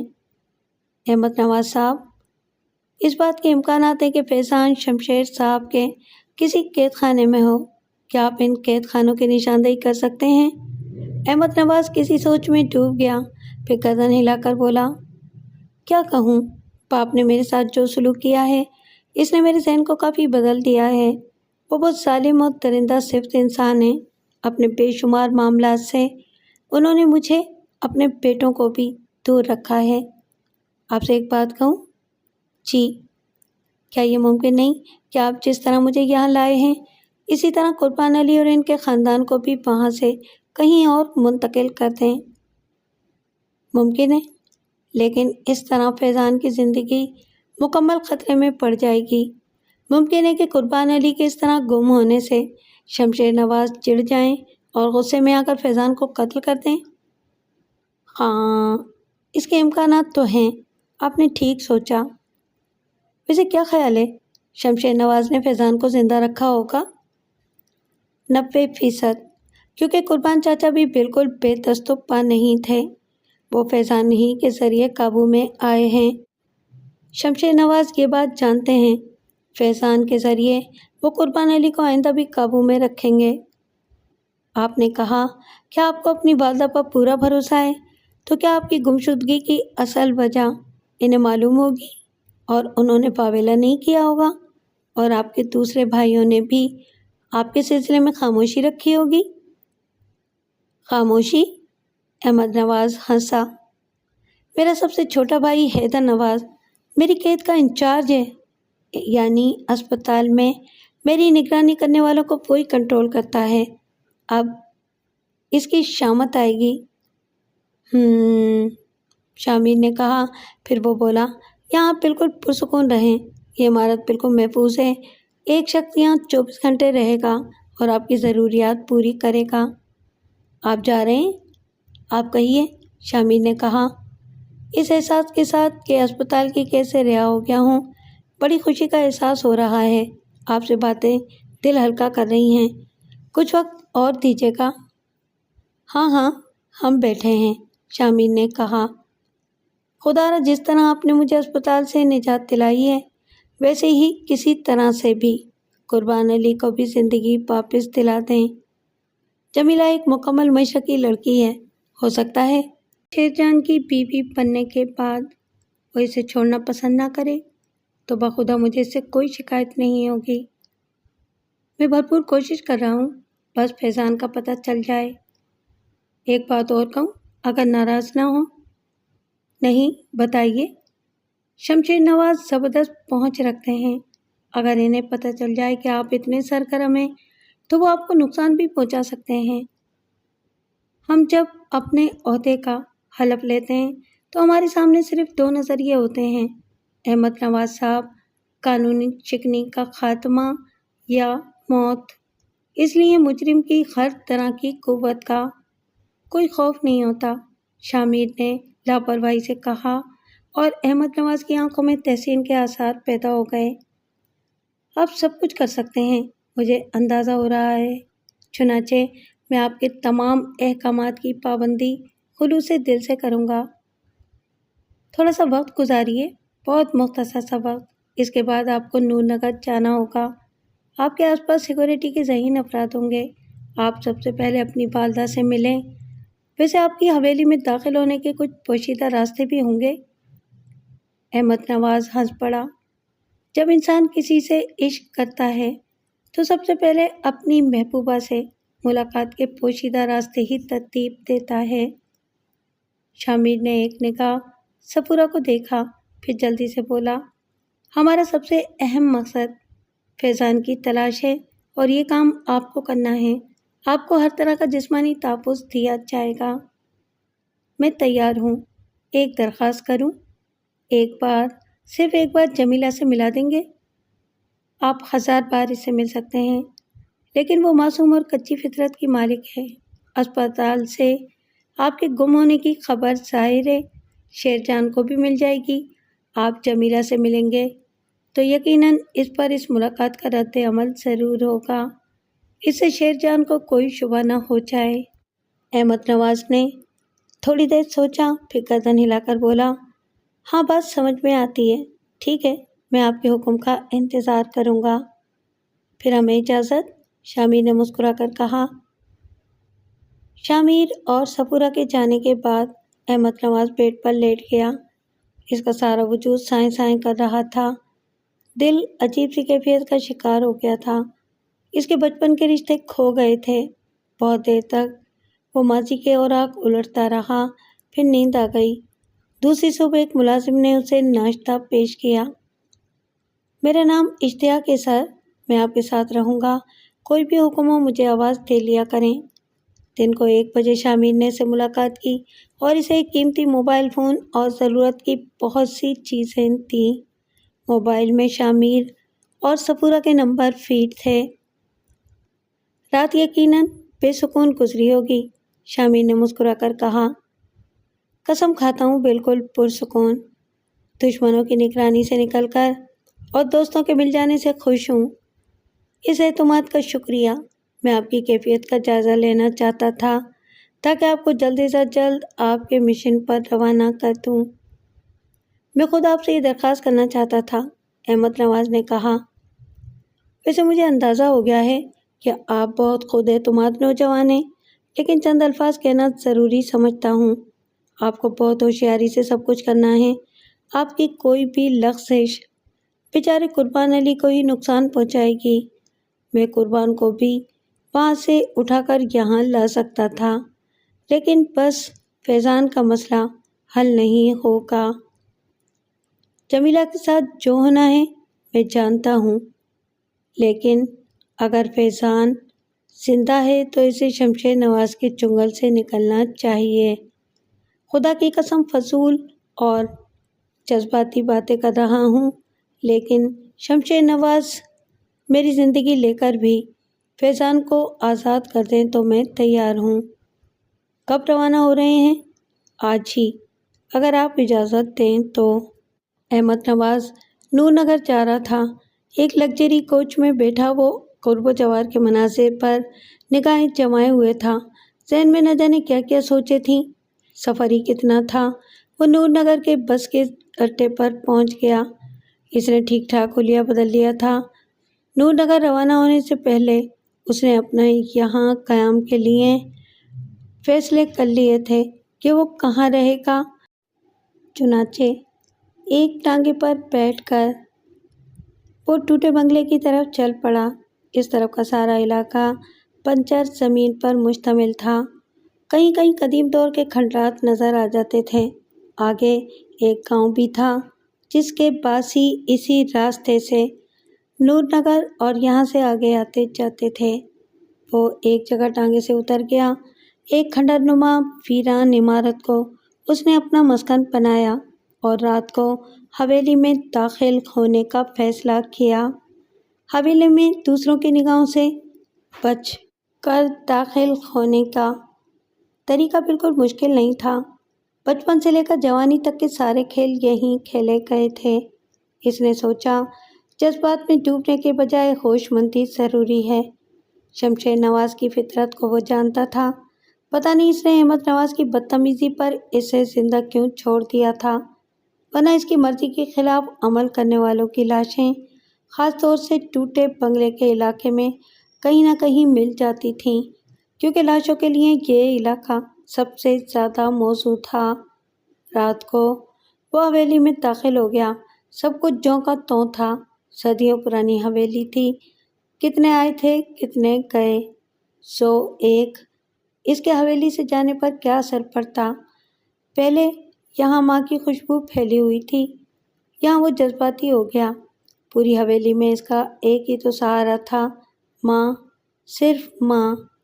اور ماں اپنے کمرے میں موجود تھی، خاموش، ایک کاؤچ پر بیٹھی، اس کھڑکی سے باہر نگاہیں جمائے ہوئے تھی جہاں سے حویلی کا داخلی دروازہ نظر آتا تھا۔ اس کے منہ سے بڑبڑاہٹ نکل رہی تھی، وہ آہستہ آہستہ اس کا نام لے رہی تھی۔ وہ آگے بڑھا اور ماں سے لپٹ گیا۔ ماں پھٹی پھٹی آنکھوں سے دیکھنے لگی، اور جب اسے یقین ہو گیا کہ وہ کوئی تصور نہیں حقیقت ہے تو وہ بلک پڑی۔ جب کچھ سکون ہوا تو اس نے شکایت کی کہ وہ اسے بتائے بغیر کہیں غائب ہو گیا۔ بہت زیادتی کی ہے بابا نے میرے ساتھ ماں، انہوں نے جمیلہ کو بھی زندہ قبر میں اتار دیا ہے۔ ہاں، رئیسہ نے مجھے بتایا تھا کہ جمیلہ کی شادی ہو گئی ہے اور قربان علی نور نگر چھوڑ کر کہیں اور چلا گیا ہے۔ نہیں ماں، جمیلہ کی شادی زبردستی شیر جان سے کرا دی گئی ہے اور بابا نے قربان علی کے بیٹے فیضان کو گرفتار کر کے قید کر دیا ہے۔ بے گناہ فیضان کو انہوں نے سزا دی ہے۔ قصوروار تو جمیلہ کا تھا کہ اس نے ان کے بیٹے سے محبت کی تھی۔ ماں، کیا تمہیں فیضان کے بارے میں کچھ معلوم ہے؟ کسی نوکر یا نوکرانی سے اس کے بارے میں معلوم کیا ہے؟ کچھ سنا ہے؟ میری اوقات کیا ہے اس حویلی میں؟ مگر تو کہاں چلا گیا تھا؟ تجھے تو کوئی نقصان نہیں پہنچایا گیا؟ نہیں ماں، میں بالکل ٹھیک ہوں، بس مجھے فیضان کی تلاش ہے۔ ایک بار وہ مل جائے پھر میں واپس آ جاؤں گا۔ احمد نواز کی آواز میں بھیڑیوں جیسی گھبراہٹ پیدا ہو گئی۔ پھر اس نے کہا، کسی طرح بابا سے اس کے بارے میں معلوم کرو ماں۔ میری کوئی حیثیت ہے ایسی؟ ہاں، اگر سمد جان اور علی خان کسی طرح قابو میں آ جائیں تو ضرور پتہ چل سکتا ہے۔ میں نے ان سے تیرے بارے میں پوچھا تھا تو وہ صاف مکر گئے، مگر مجھے معلوم ہے کہ وہ بات جانتے ہیں جن کا تعلق شمشیر نواز جی سے ہوتا ہے۔ یہ دونوں نام واقعی قابل غور تھے۔ احمد نواز کے ذہن میں پہلے یہ دونوں نام نہیں آئے تھے۔ اس نے کہا، ٹھیک ہے ماں، آپ میرے لیے بالکل فکر مند نہ ہونا، میں ٹھیک ہوں۔ جیسے ہی فیضان مجھے مل گیا میں واپس آ جاؤں گا۔ کسی کو میرے بارے میں مت بتانا کہ میں حویلی میں آیا ہوں۔ اگر تم نے کسی کو بتایا تو مجھے نقصان پہنچ سکتا ہے۔ میں کسی کو نہیں بتاؤں گی، مگر اپنا خیال رکھنا۔ ہاں، میں اپنا خیال رکھوں گا، اس نے کہا اور ماں کی پیشانی کو بوسہ دے کر باہر نکل گیا۔ ابھی اسے اپنے اگلے قدم کے بارے میں فیصلہ کرنا تھا۔ وہ چند قدم ہی بڑھا تھا کہ اچانک اختر نواز خان کے کمرے کا دروازہ کھلا اور وہ باہر نکل آیا۔ اختر نواز سب سے بڑا بھائی تھا اور بابی کی طرح سخت دل اور ظالم تھا۔ اس راہداری میں سب کے کمرے تھے۔ تھوڑے فاصلے پر جہاں سے راہداری دوسری طرف گھومتی تھی، سرے پر ہی شمشیر نواز کا کمرہ تھا۔ راہداری میں ہمیشہ تیز روشنی رہتی تھی، چنانچہ اختر نواز نے بڑی آسانی سے احمد نواز کو دیکھ لیا۔ اس کا منہ حیرت سے کھلا اور وہ پتھرا سا گیا۔ احمد کو بھی پتہ چل گیا کہ اختر نے اسے دیکھ لیا ہے، چنانچہ اب اس کا وجود خطرے میں پڑ گیا۔ اختر کی حیرت سے اس نے فائدہ اٹھایا اور برق رفتاری سے راہداری میں گھوم گیا۔ کونے پر ہی شمشیر نواز کے کمرے کا دروازہ تھا جو کھلا رہتا تھا۔ یہ شمشیر نواز کی عادت تھی، وہ اپنے کمرے کا دروازہ اندر سے بند نہیں کرتا تھا۔ دوسری طرف اختر نواز سنبھل گیا تھا۔ اس کی آواز سنائی دی، کون ہے؟ رکو، رک جاؤ، کون ہے؟ اس کے سوا اور کوئی چارہ کار نہیں تھا کہ احمد اس دروازے سے اندر گھس جائے، پھر جو ہوگا دیکھا جائے گا۔ اس نے یہی کیا، دروازے کو آہستہ سے دھکیل کر غڑاب سے دروازے سے اندر داخل ہو گیا۔ کمرے میں نائٹ بلب جل رہا تھا اور مدھم نیلی روشنی پھیلی ہوئی تھی۔ اس نے سہمی ہوئی نظروں سے شمشیر نواز کی مسیری کی طرف دیکھا، لیکن مسیری خالی تھی اور مولے کا واش روم سے تیز روشنی جھلک رہی تھی، گویا شمشیر نواز واش روم میں تھا۔ احمد نواز حواس باختہ نہ ہوا، بلکہ پھرتی سے آگے بڑھا اور شاندار چھپر کٹ نما مسیری کے نیچے گھس کر سانس روک لیا۔ باہر سے اختر نواز کی دھاڑیں ابھر رہی تھیں۔ وہ دیکھو، ادھر دیکھو، پکڑو اسے، کون ہے؟ دیکھو۔ اسی وقت واش روم کا دروازہ کھلا اور شمشیر نواز شب خوابی کے لباس میں باہر نکل آیا۔ اس نے دیوار کے پاس جا کر تیز روشنی کا بلب جلایا اور دروازے پر آ گیا۔ پھر اس کی گرجدار آواز ابھری، اختر نواز، کیا تجھ پر پاگل پن کا دورہ پڑا ہے؟ کیوں حلق پھاڑ رہا ہے؟ بابا صاحب، میں نے ابھی احمد کو دیکھا ہے، وہ ابھی دوڑتا ہوا ادھر گیا ہے۔ اختر نے راہداری کے دوسرے سرے کی طرف اشارہ کیا اور چند لمحات کے لیے شمشیر نواز بھی ساکت ہو گیا، لیکن پھر اس نے خود کو سنبھال کر کہا، اندر آؤ۔ وہ بابا صاحب، میں ملازموں کو جگاؤں؟ وہ اسے، اختر نے کہا، لیکن شمشیر نے گھرائی ہوئی آواز میں اس کی بات کاٹ دی، اندر آؤ۔ یہ کہہ کر وہ خود دروازے کے پاس سے ہٹ گیا۔ اختر پریشان سا اندر داخل ہو گیا، تم نے کوئی خواب دیکھا ہے؟ نہیں بابا صاحب، میں قسم کھا کر کہتا ہوں، میں اپنے کمرے سے باہر نکلا تو وہ راہداری سے گزر رہا تھا، میں نے اسے تیز روشنی میں دیکھا ہے، اس نے بھی مجھے دیکھا اور تیزی سے دوڑ پڑا۔ کیا تم عقل کی باتیں کر رہے ہو؟ اسے کتنی کڑی نگرانی میں رکھا جاتا ہے، تمہیں معلوم ہے؟ میں اس پر لاکھوں روپے خرچ کر رہا ہوں، جانتے ہو؟ آپ میرا اعتبار کریں بابا صاحب، اختر نواز نے بے بسی سے کہا۔ اچھا، رک جاؤ، شمشیر نواز نے کہا، پھر بستر کے سائڈ ٹیبل سے قیمتی موبائل اٹھا کر کسی کے نمبر ملانے لگا۔ نمبر مل جانے پر اس نے کہا، ہاں حیدر۔ جی بابا صاحب، دوسری طرف سے آواز آئی، جاگ رہے ہو؟ جی بابا صاحب۔ دوسری طرف سے حیدر نواز کی آواز سہمی ہوئی تھی، احمد کے بارے میں کیا رپورٹ ہے؟ آپ کو پتہ چل گیا بابا صاحب؟ دوسری طرف سے حیدر نواز کی بیچی بیچی آواز سنائی تھی، کیا؟ شمشیر کی گھراہٹ ابھری، یہی بابا صاحب کہ احمد نواز اسپتال سے فرار ہو گیا ہے۔ شمشیر نواز خاموش ہو گیا، لیکن اس کا چہرہ سرخ ہوتا جا رہا تھا۔ کچھ دیر خاموش رہنے کے بعد اس نے پوچھا، کب؟ گزری رات بابا صاحب۔ کیسے؟ بہت پراسرار طریقے سے۔ بابا صاحب کچھ پتہ نہیں چل رہا کہ کیسے نکل گیا۔ میں نے ان سب کو اٹھوا لیا ہے جو اس کی نگرانی کر رہے تھے، کھال اتروا دی ہے ان کی، لیکن ابھی تک مجھے کچھ پتہ نہیں چل سکا۔ مجھے نہیں بتایا؟ شمشیر نواز نے کہا۔ میں نے پورے شہر میں جال پھیلا دیا ہے بابا صاحب۔ میں نے سوچا اسے پکڑ لوں تب آپ کو بتاؤں گا۔ پکڑ لیا؟ نہیں بابا صاحب۔ حیدر نواز کی آواز سنائی دی اور نواز نے فون بند کر دیا۔ اس نے کسی طرح کے الوداعی کلمات نہیں کہے تھے۔ کچھ دیر خاموش رہنے کے بعد اس نے کہا، جاؤ اسے تلاش کرو۔ جی بابا صاحب، اختر نواز نے کہا اور پھرتی سے دروازے سے باہر نکل گیا۔ شمشیر نواز ایک کرسی پر بیٹھ گیا۔ اس نے تیز روشنی بند نہیں کی تھی۔ اس کے بعد باہر سے بھاگ دوڑ کی نمایاں آوازیں آتی رہیں جو تقریباً پونے گھنٹے تک جاری رہیں۔ پھر اختر نواز اور ظفر نواز دونوں ایک ساتھ کمرے میں داخل ہو گئے۔ کیا خبر ہے؟ وہ کسی طرح حویلی سے باہر نکل گیا ہے بابا صاحب، اختر نواز نے کہا۔ اب حویلی میں باہر سے داخلہ اور یہاں سے باہر نکل جانا اتنا آسان ہو گیا ہے کہ کوئی بھی آ جا سکتا ہے، چاہے وہ ہمارا دشمن ہی کیوں نہ ہو اور ہمیں قتل کرنے ہی کیوں نہ آ جائے۔ ٹھیک ہے، جاؤ اسے پورے نور نگر میں تلاش کرو، وہ یہاں واپس آ چکا ہے۔ دونوں بھائی باہر نکل گئے۔ احمد نواز بھی شمشیر نواز کا خون تھا، لیکن مختلف فطرت کا مالک۔ اس کے تینوں بھائی باپ کی کاپی تھے، سخت مزاج، سنگ دل، بے رحم، لیکن احمد شروع ہی سے ان سے مختلف فطرت کا مالک تھا۔ جمیلہ سے اپنے بچپن سے انسیت تھی، جوانی میں اس انسیت کا مزاج بدل گیا تھا۔ ماں باپ کی اس نے ہمیشہ عزت کی تھی، اب بھی کرتا تھا، لیکن جو کچھ شمشیر نواز نے قربان کے ساتھ کیا تھا، اس سے اس کا دل کھٹا ہو گیا تھا۔ جمیلہ ایک جانور کی بیوی بنا دی گئی تھی، اس کی وجہ سے اس کے ساتھ یہ سلوک کرنا نواز کے لیے جائز نہیں تھا۔ اور پھر قربان علی کے اکلوتے بیٹے کو اس نے اغوا کر لیا تھا۔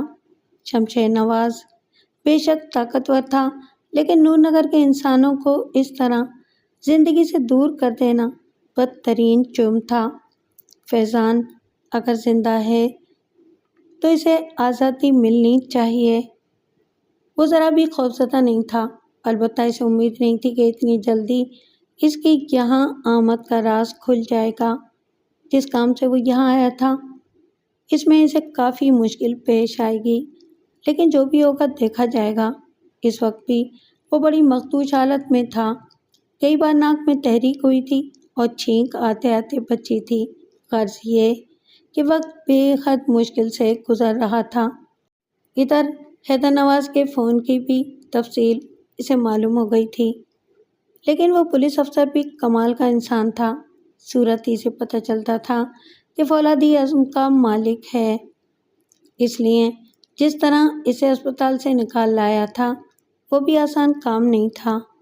پھر شمشیر نواز بھی تھک گیا، اس نے اٹھ کر تیز روشنی بند کی اور مسیری پر لیٹ گیا۔ احمد نواز نے سکون کی سانس لی۔ تھوڑی دیر کے بعد جب شمشیر کے خراٹے گونجنے لگے تو وہ کسی چھپکلی کی طرح رینگتا ہوا مسیری کے نیچے سے باہر نکلا۔ چند لمحے سنگن لیتا رہا اور پھر دروازے کے قریب پہنچ گیا۔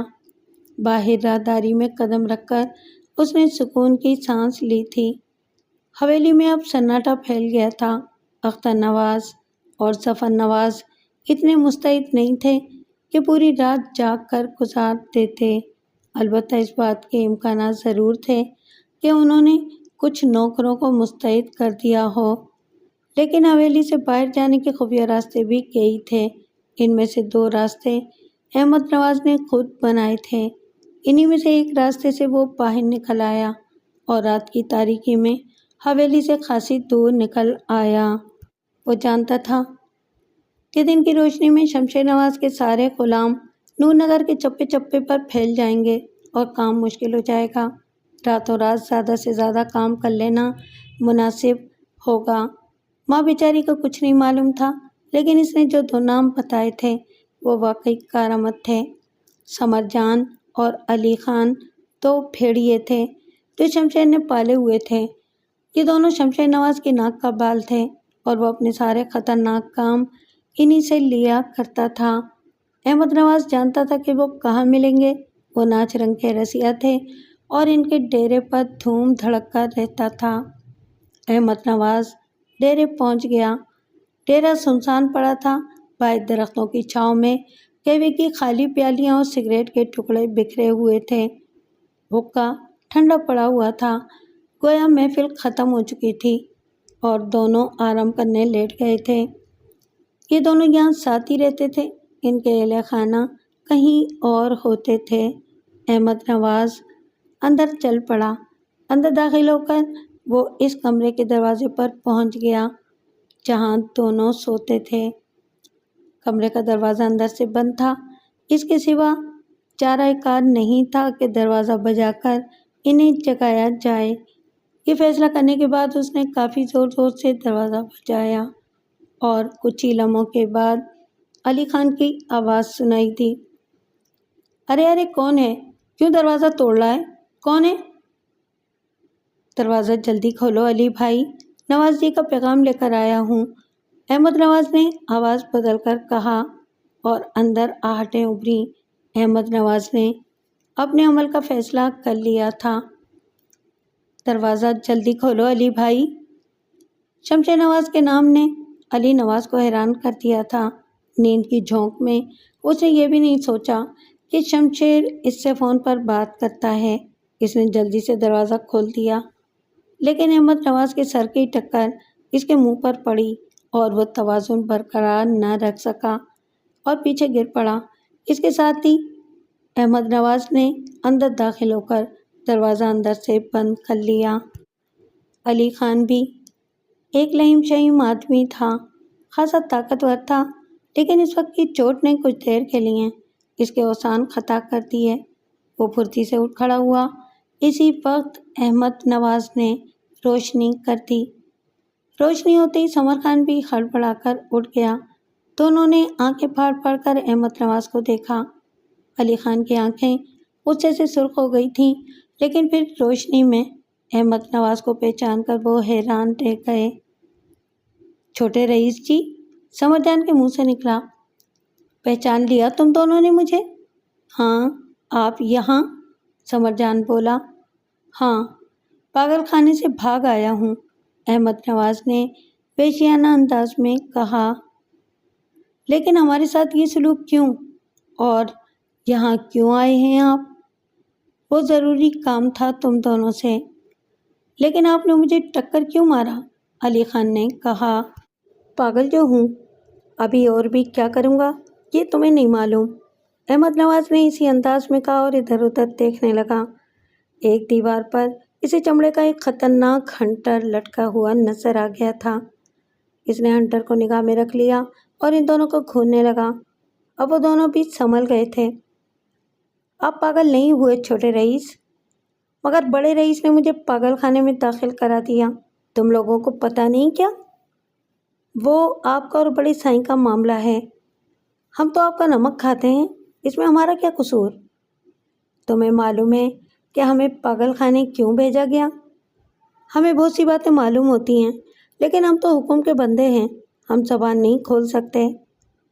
آج تمہیں زبان کھولنی ہوگی سمر جان۔ کس بات پر چھوٹے رئیس؟ تھوڑی دیر کے لیے زبان ضرور کھول دو، تمہارے لیے اچھا ہوگا۔ میرے باپ نے مجھے پاگل قرار دے دیا ہے، اور ایک پاگل جو کچھ بھی کرتے وہ مجرم نہیں ہوتا۔ میں تم سے جو پوچھوں مجھے اس کا جواب دو۔ بولو چھوٹے رئیس، قربان علی کا بیٹا فیضان کہاں ہے؟ ہمیں کیا معلوم، ہم نہیں جانتے، اور اگر جانتے بھی ہوتے تو آپ کو نہیں بتاتے۔ ہمیں معلوم ہے کہ آپ نے حویلی میں آگ کیوں لگائی تھی۔ اس وقت حویلی بچ گئی تھی، لیکن اس وقت تم میرے ہاتھوں سے نہیں بچ سکو گے۔ احمد نواز نے چیتے کی طرح چھپٹ کر دیوار سے چابک اتار لیا۔ یہ بے حد خطرناک چابک تھا۔ دونوں سمجھ نہیں پائے تھے کہ احمد نواز کیا کر رہا ہے، لیکن چابک اس کے ہاتھ میں دیکھ کر دونوں سنبھل گئے۔ ہاں بتاؤ فیضان، کہاں قید ہے؟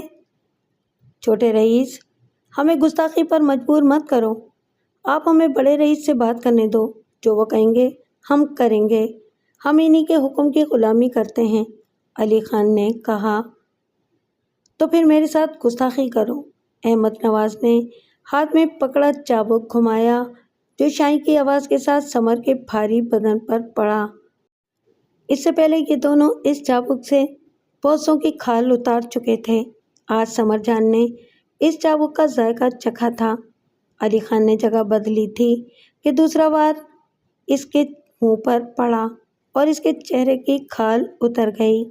سمر جان بے قابو ہو گیا، اس نے احمد نواز کی طرف چھلانگ لگائی، لیکن احمد نواز اب دوسرے ہی ڈنگ میں تھا۔ اس نے گھوم کر سمر جان کے منہ پر لات رسید کر دی اور سمر جان کے کئی دانت ہل گئے، اس کے منہ سے خون ابل پڑا۔ دوسری طرف سے علی خان احمد نواز پر جھپٹا۔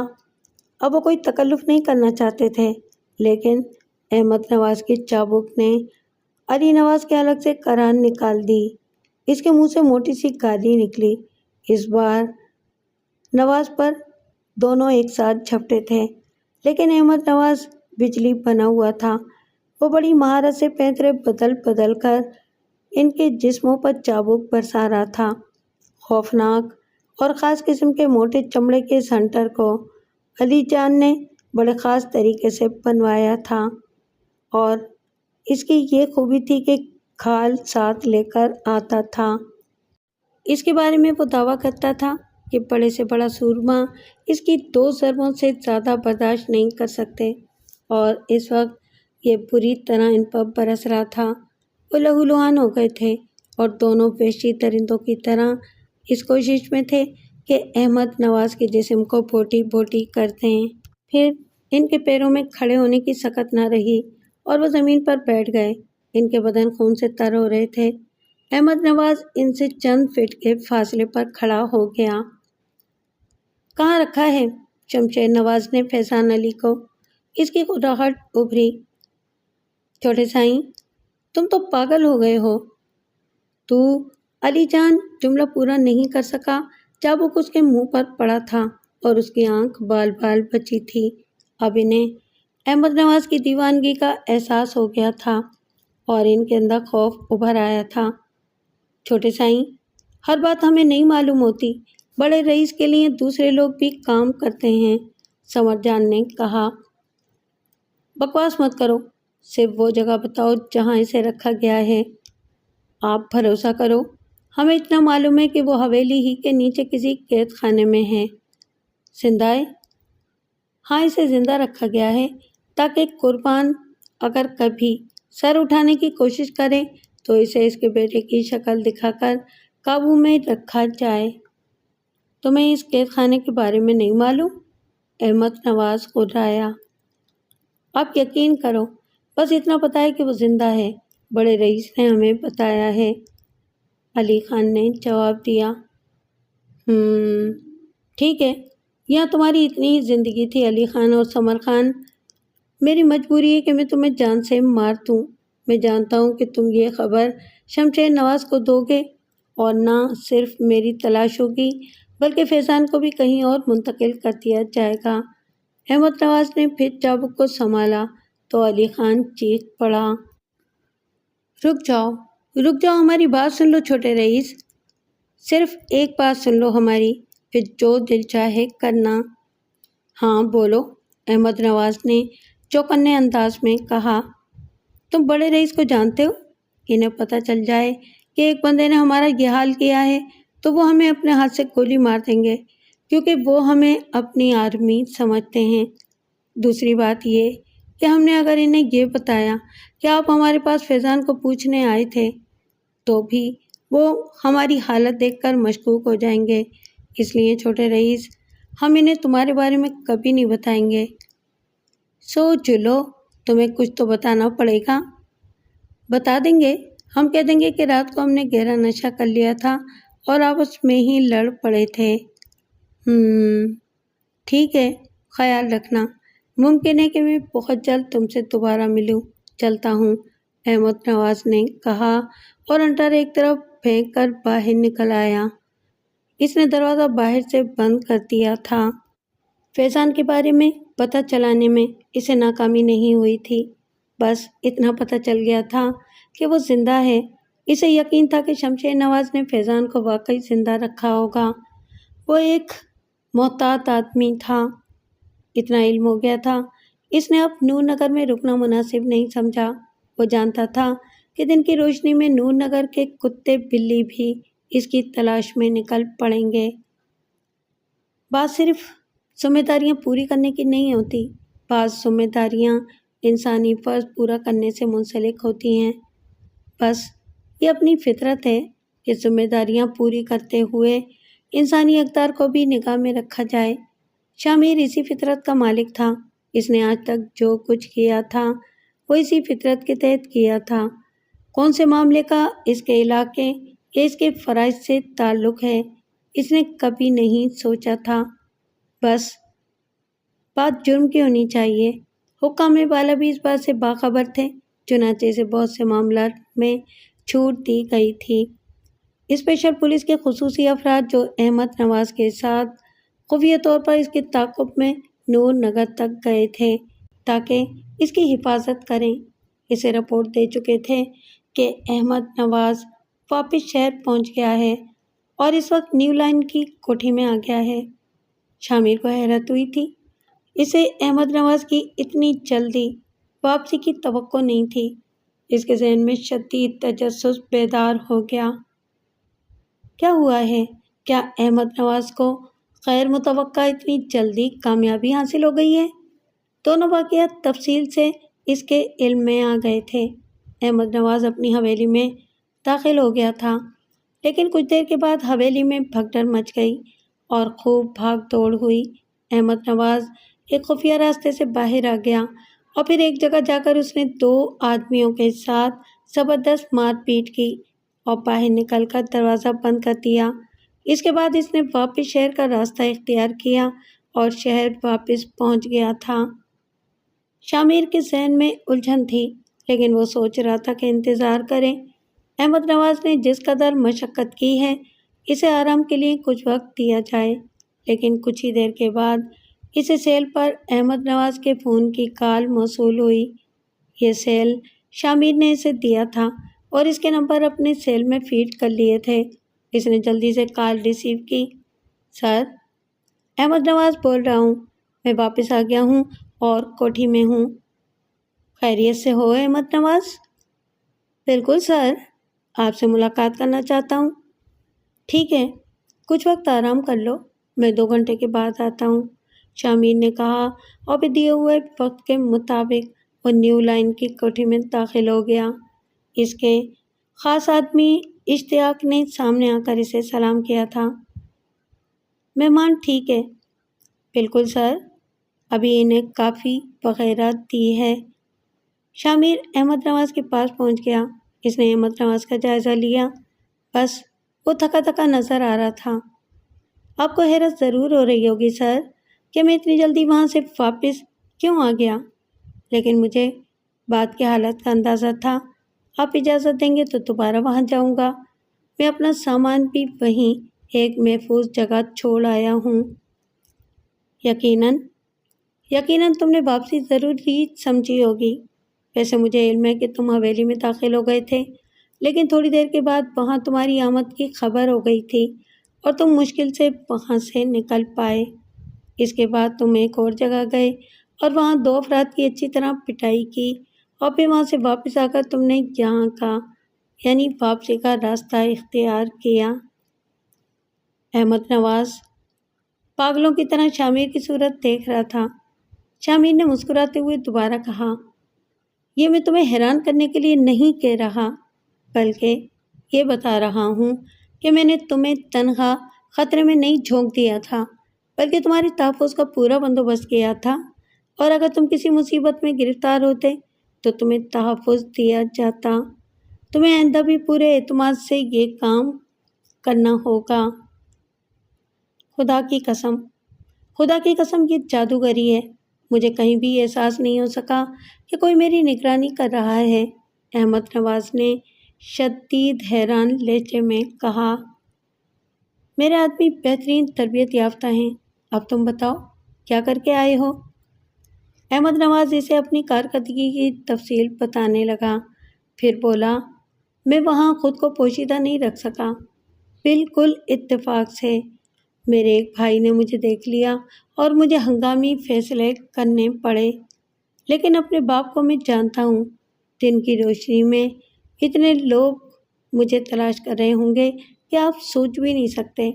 میں نے واپسی ہی مناسب سمجھی، لیکن وہ لوگ مجھ سے مایوس ہو جائیں، میں دوبارہ چلا جاؤں گا، لیکن آپ نے کمال کیا ہے۔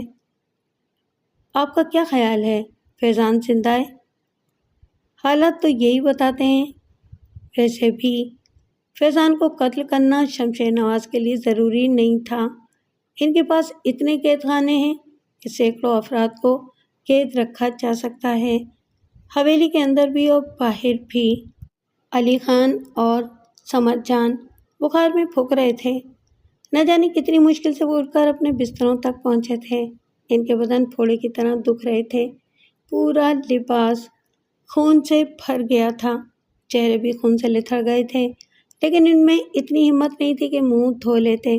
کچھ دیر کے بعد ان کے بدن بخار سے گرم ہو گئے تھے، نہ جانے کتنی دیر وہ خاموش لیٹے رہے۔ پھر علی خان نے سمر جان کو پکارا، سمر جان تم ہوش میں ہو؟ ہاں، سمر جان کی بھرائی ہوئی آواز ابھری، باتیں کر سکتے ہو؟ میں باتیں کرنا چاہتا ہوں، تم کیا سوچ رہے ہو؟ ہمیں کیا کرنا چاہیے؟ میرا خیال ہے کہ ہمارا سورج ڈوب رہا ہے، جو کچھ ہوا ہے کبھی بھول کر بھی نہیں سوچا تھا۔ نہیں یار، اب اتنے بددل بھی نہ ہو، میں اپنا پلان بدلنا چاہتا ہوں، علی خان نے کہا۔ کیا؟ پہلے ہم نے سوچا تھا کہ اصل بات نہیں بتائیں گے اور یہی کہیں گے کہ ہم نشے میں آپس میں لڑ پڑے تھے جس سے زخمی ہو گئے، لیکن یہ چل نہیں سکے گی۔ اگر وہ بڑے رئیس کے ہاتھ لگ گیا اور یہ راز کھل گیا تو کیا بڑا رئیس ہمیں چھوڑے گا؟ ٹکڑے کر دے گا وہ ہمارے۔ اگر یہاں سے کہیں بھاگ جاتے ہیں تو ہمارے گھروں کا رئیس کو پتہ ہے، سارے گھر والے مصیبت میں پھنس جائیں گے۔ بالکل ایسا ہی ہے، میرے خیال میں ہمیں رئیس کو سب بتا دینا چاہیے۔ میں تم سے اتفاق کرتا ہوں، سمر جان نے کہا۔ ابھی فون کروں؟ علی خان نے پوچھا۔ ابھی؟ سمر جان نے سوچتے ہوئے کہا، پھر بولا، ویسے بھی بڑا رئیس سو رہا ہوگا، ہمارے جگانے سے اس کا موڈ خراب ہو جائے گا، اور پھر اگر اس نے ہمیں ابھی بلا لیا تو کیا تمہارے اندر اتنی ہمت ہے کہ جا سکو گے؟ یار میں تو بالکل ٹوٹ گیا ہوں۔ سو بتائیں گے، میری بھی بری حالت ہے، سمر جان نے کراتے ہوئے کہا۔ دونوں نے بڑی مشکل سے رات گزاری تھی۔ پھر دوسری صبح انہوں نے شمشیر نواز سے رابطہ کیا۔ سر جی، آپ کے غلام بول رہے ہیں۔ کیا بات ہے علی خان؟ سر بہت بڑا حادثہ ہو گیا ہے ہمارے ساتھ۔ بکو، کیا ہوا ہے؟ آپ کے پاس آنا چاہتے ہیں تو آ جاؤ۔ سر ہم دونوں شدید زخمی ہیں، خود نہیں چل سکتے، علی خان نے کہا، اور دوسری طرف خاموشی چھا گئی۔ پھر شمشیر نواز کی آواز ابھری، میں گاڑی بھیج رہا ہوں۔ ڈرائیور فیاض نے ڈیرے میں داخل ہو کر ان کے کمرے کا دروازہ باہر سے کھولا تھا اور ان کی حالت دیکھ کر چونک پڑا تھا۔ اس نے کوئی سوال نہیں کیا اور اپنے ساتھ آئے ہوئے دوسرے نوکر کو آواز دی جو گاڑی میں بیٹھا ہوا تھا۔ دونوں انہیں سہارا دے کر باہر لائے اور گاڑی میں بٹھا کر لے چلے۔ حویلی میں داخل ہو کر انہیں شمشیر نواز کے پاس پہنچا دیا گیا۔ شمشیر نواز ان کی حالت دیکھ کر اچھل پڑا تھا۔ اختر نواز اور ظفر نواز بھی شمشیر کے پاس ہی کھڑے تھے۔ کیا ہوا؟ یہ کیا ہوا؟ شمشیر نواز نے کہا اور انہیں بیٹھنے کا اشارہ کیا۔ کیا کسی دشمن نے تمہاری یہ حالت کی ہے یا کوئی حادثہ ہو گیا ہے؟ نہیں بڑے سائیں، کوئی حادثہ نہیں ہوا، اور مالک کے بیٹے کو ہم دشمن تو نہیں کہہ سکتے کیونکہ نمک حرام نہیں ہے۔ کہانیاں مت سناؤ، اصل بات بتاؤ۔ ہماری یہ حالت احمد نواز جی نے کی ہے، سمر جان نے کہا، اور شمشیر نواز کا چہرہ غصے سے سرخ ہو گیا۔ ظفر اور اختر بھی دنگ رہ گئے تھے۔ تفصیل بتاؤ، تفصیل بتاؤ۔ شمشیر غصے سے کھڑا ہو گیا۔ علی خان نے احمد نواز کی آمد اور اپنی درگت کی پوری کہانی سنا دی۔ انہوں نے بتایا کہ احمد نواز ان سے فیضان کے بارے میں پوچھ رہا تھا۔ وہ اکیلا تھا یا اس کے ساتھ دوسرے لوگ بھی تھے؟ نہیں رئیس، وہ اکیلے تھے۔ اور تم دونوں مل کر اسے قابو نہیں کر سکتے؟ تم دونوں جن کے بارے میں کہا جاتا ہے کہ 10 بندوں پر بھاری ہو؟ ظفر نواز نے کہا۔ 10 بندوں پر بھاری ہیں چھوٹے رئیس، مگر مالک زادے پر تو ہاتھ نہیں اٹھا سکتے۔ ہم بس خاموشی سے مار کھاتے رہے۔ وہ یہ بات جانتا تھا۔ مجھے تم دونوں کی حالت کا افسوس ہے۔ میں تمہیں شہر بھجوانے کا بندوبست کرتا ہوں۔ ہمیں حکم دے رہے تھے کہ ہم آپ کو یہ نہ بتائیں، ورنہ وہ ہماری زندگی ختم کر دیں گے۔ وہ کسی کی زندگی کیا ختم کرے گا؟ مجھے ہی دل کے دروازے بند کرنے پڑیں گے۔ میں نہیں چاہتا کہ اپنے بیٹے کا قاتل بنوں، لیکن وہ مجھے مجبور کر رہا ہے۔ خیر، تم دونوں کو میں شہر بھجوا دوں۔ اگر یہیں نور نگر میں ہمارے لیے علاج کا بندوبست ہو جائے رئیس تو زیادہ اچھا ہے۔ ٹھیک ہے، ظفر انہیں انیکسی میں منتقل کر دو اور ڈاکٹر الیاس کو فون کر دو کہ وہ اپنے سامان کے ساتھ نور نگر آ جائے اور دیر نہ کرے۔ اسے تھوڑی سی تفصیل بتا دو تاکہ وہ ضروری سامان کے ساتھ آئے۔ جی بابا صاحب، ظفر نے کہا اور باہر نکل گیا۔ بہت کم ایسے مواقع آئے تھے جب شمشیر نواز کے چہرے پر تشویش کے آثار دیکھے گئے ہوں۔ اس وقت وہ ظفر اور اختر نواز کے ساتھ بیٹھا ہوا تھا اور اس کے چہرے پر گہری سوچ تھی۔ پھر وہ بھرائی ہوئی آواز میں بولا، اور میری پوری زندگی کا تجربہ ہے کہ جس گھاس میں کانٹوں دار جھاڑیاں اگ آئیں اسے فوراً کاٹ دو، ورنہ کانٹے کبھی نہ کبھی زخمی کر دیتے ہیں۔ قربان اور اس کے خاندان کے بارے میں یہ علم ہوتے ہی کہ اس کی بیٹی ہمارے لیے فساد کی جڑ بننے والی ہے، ہمیں جلا کر خاک کر دینا چاہیے تھا۔ آگ کسی بھی طرح لگتی، ہمارا کیا بگڑتا؟ احمد بھی رو پیٹ کر ٹھیک ہو جاتا، لیکن غلطی ہو گئی، فیصلہ غلط ہو گیا۔ اور احمد نواز، میں بول سکتا ہوں بابا صاحب، ظفر نواز نے کہا۔ تو کیا میرا چہرہ دیکھنے کے لیے میرے پاس بیٹھے ہو؟ کسی کی تعزیت کرنے آئے ہو؟ شمشیر نواز نے تلخی سے کہا۔ احمد کے ساتھ ہمارا بچپن گزرا ہے، وہ جہاں سے جہاں تک ہے ہم جانتے ہیں۔ مجھے کبھی یقین نہیں آئے گا کہ علی اور سمر جیسے خطرناک لوگوں کا یہ حال اکیلے احمد نواز نے کیا ہے۔ کیا مطلب؟ اس کے پیچھے کوئی ہے، کوئی ایسا جو اسے سپورٹ کر رہا ہے۔ وہ خود اسپتال سے بھی فرار نہیں ہو سکتا۔ وہ جس طرح حویلی میں آ گھسا، یہ اس کے بس کی بات نہیں ہے۔ اور پھر علی اور سمر کے ساتھ یہ سلوک؟ کون ہے اس کے پیچھے؟ اس کا کسی سے کیا تعلق؟ یہ معلوم کرنا پڑے گا۔ حالانکہ یہ ذمہ داری حیدر نواز کی تھی۔ آپ نے ہمیشہ اس سے بہت محبت کی ہے، اس کے برابر کوئی مقام کسی کو نہیں ملا، لیکن اس نے آپ کے اس چھوٹے سے کام کو بھی ذمہ داری سے نہیں کیا۔ اس وقت کسی کی غیبت سے کوئی فائدہ نہیں۔ یہ بات طے ہو گئی کہ احمد دماغی اسپتال سے نکل بھاگا ہے اور کامیابی سے یہاں پہنچ گیا ہے، لیکن اب وہ کیا چاہتا ہے؟ سیدھے سیدھے فیضان کی رہائی۔ اس سے اس کو کیا ملے گا؟ اس کی محبت کا کھیل تو ختم ہو گیا ہے۔ کھیل ختم ہو گیا ہوتا تو وہ سدھر جاتا۔ اب وہ فیضان کو بازیاب کرا کے اپنی وفاداری کا ثبوت دینا چاہتا ہے۔ کسے؟ آخر کسے؟ شمشیر نواز نے ہتھیلی پر گھوسا مار کر کہا۔ اپنی محبوبہ کو بابا صاحب، اپنی محبوبہ کو، ظفر نواز نے کہا اور شمشیر پہ سوچ میں ڈوب گیا۔ پھر اس نے خود کلامی کے انداز میں کہا، قربان، لیکن اسے تو ہم نے بالکل زمین سے لگا دیا ہے۔ اس کے اندر اتنی ہمت کہاں سے آ سکتی ہے؟ اور پھر شیر جان بھیڑیا ہے، کسی نے اس کی مرضی کے خلاف ایک جنبش بھی کی تو وہ چیر پھاڑ کر رکھ دے گا، پھینک دے گا۔ تم لوگ مصروف تو نہیں ہو؟ حکم بابا جان، شہر چلنا ہے، تیاری کرو۔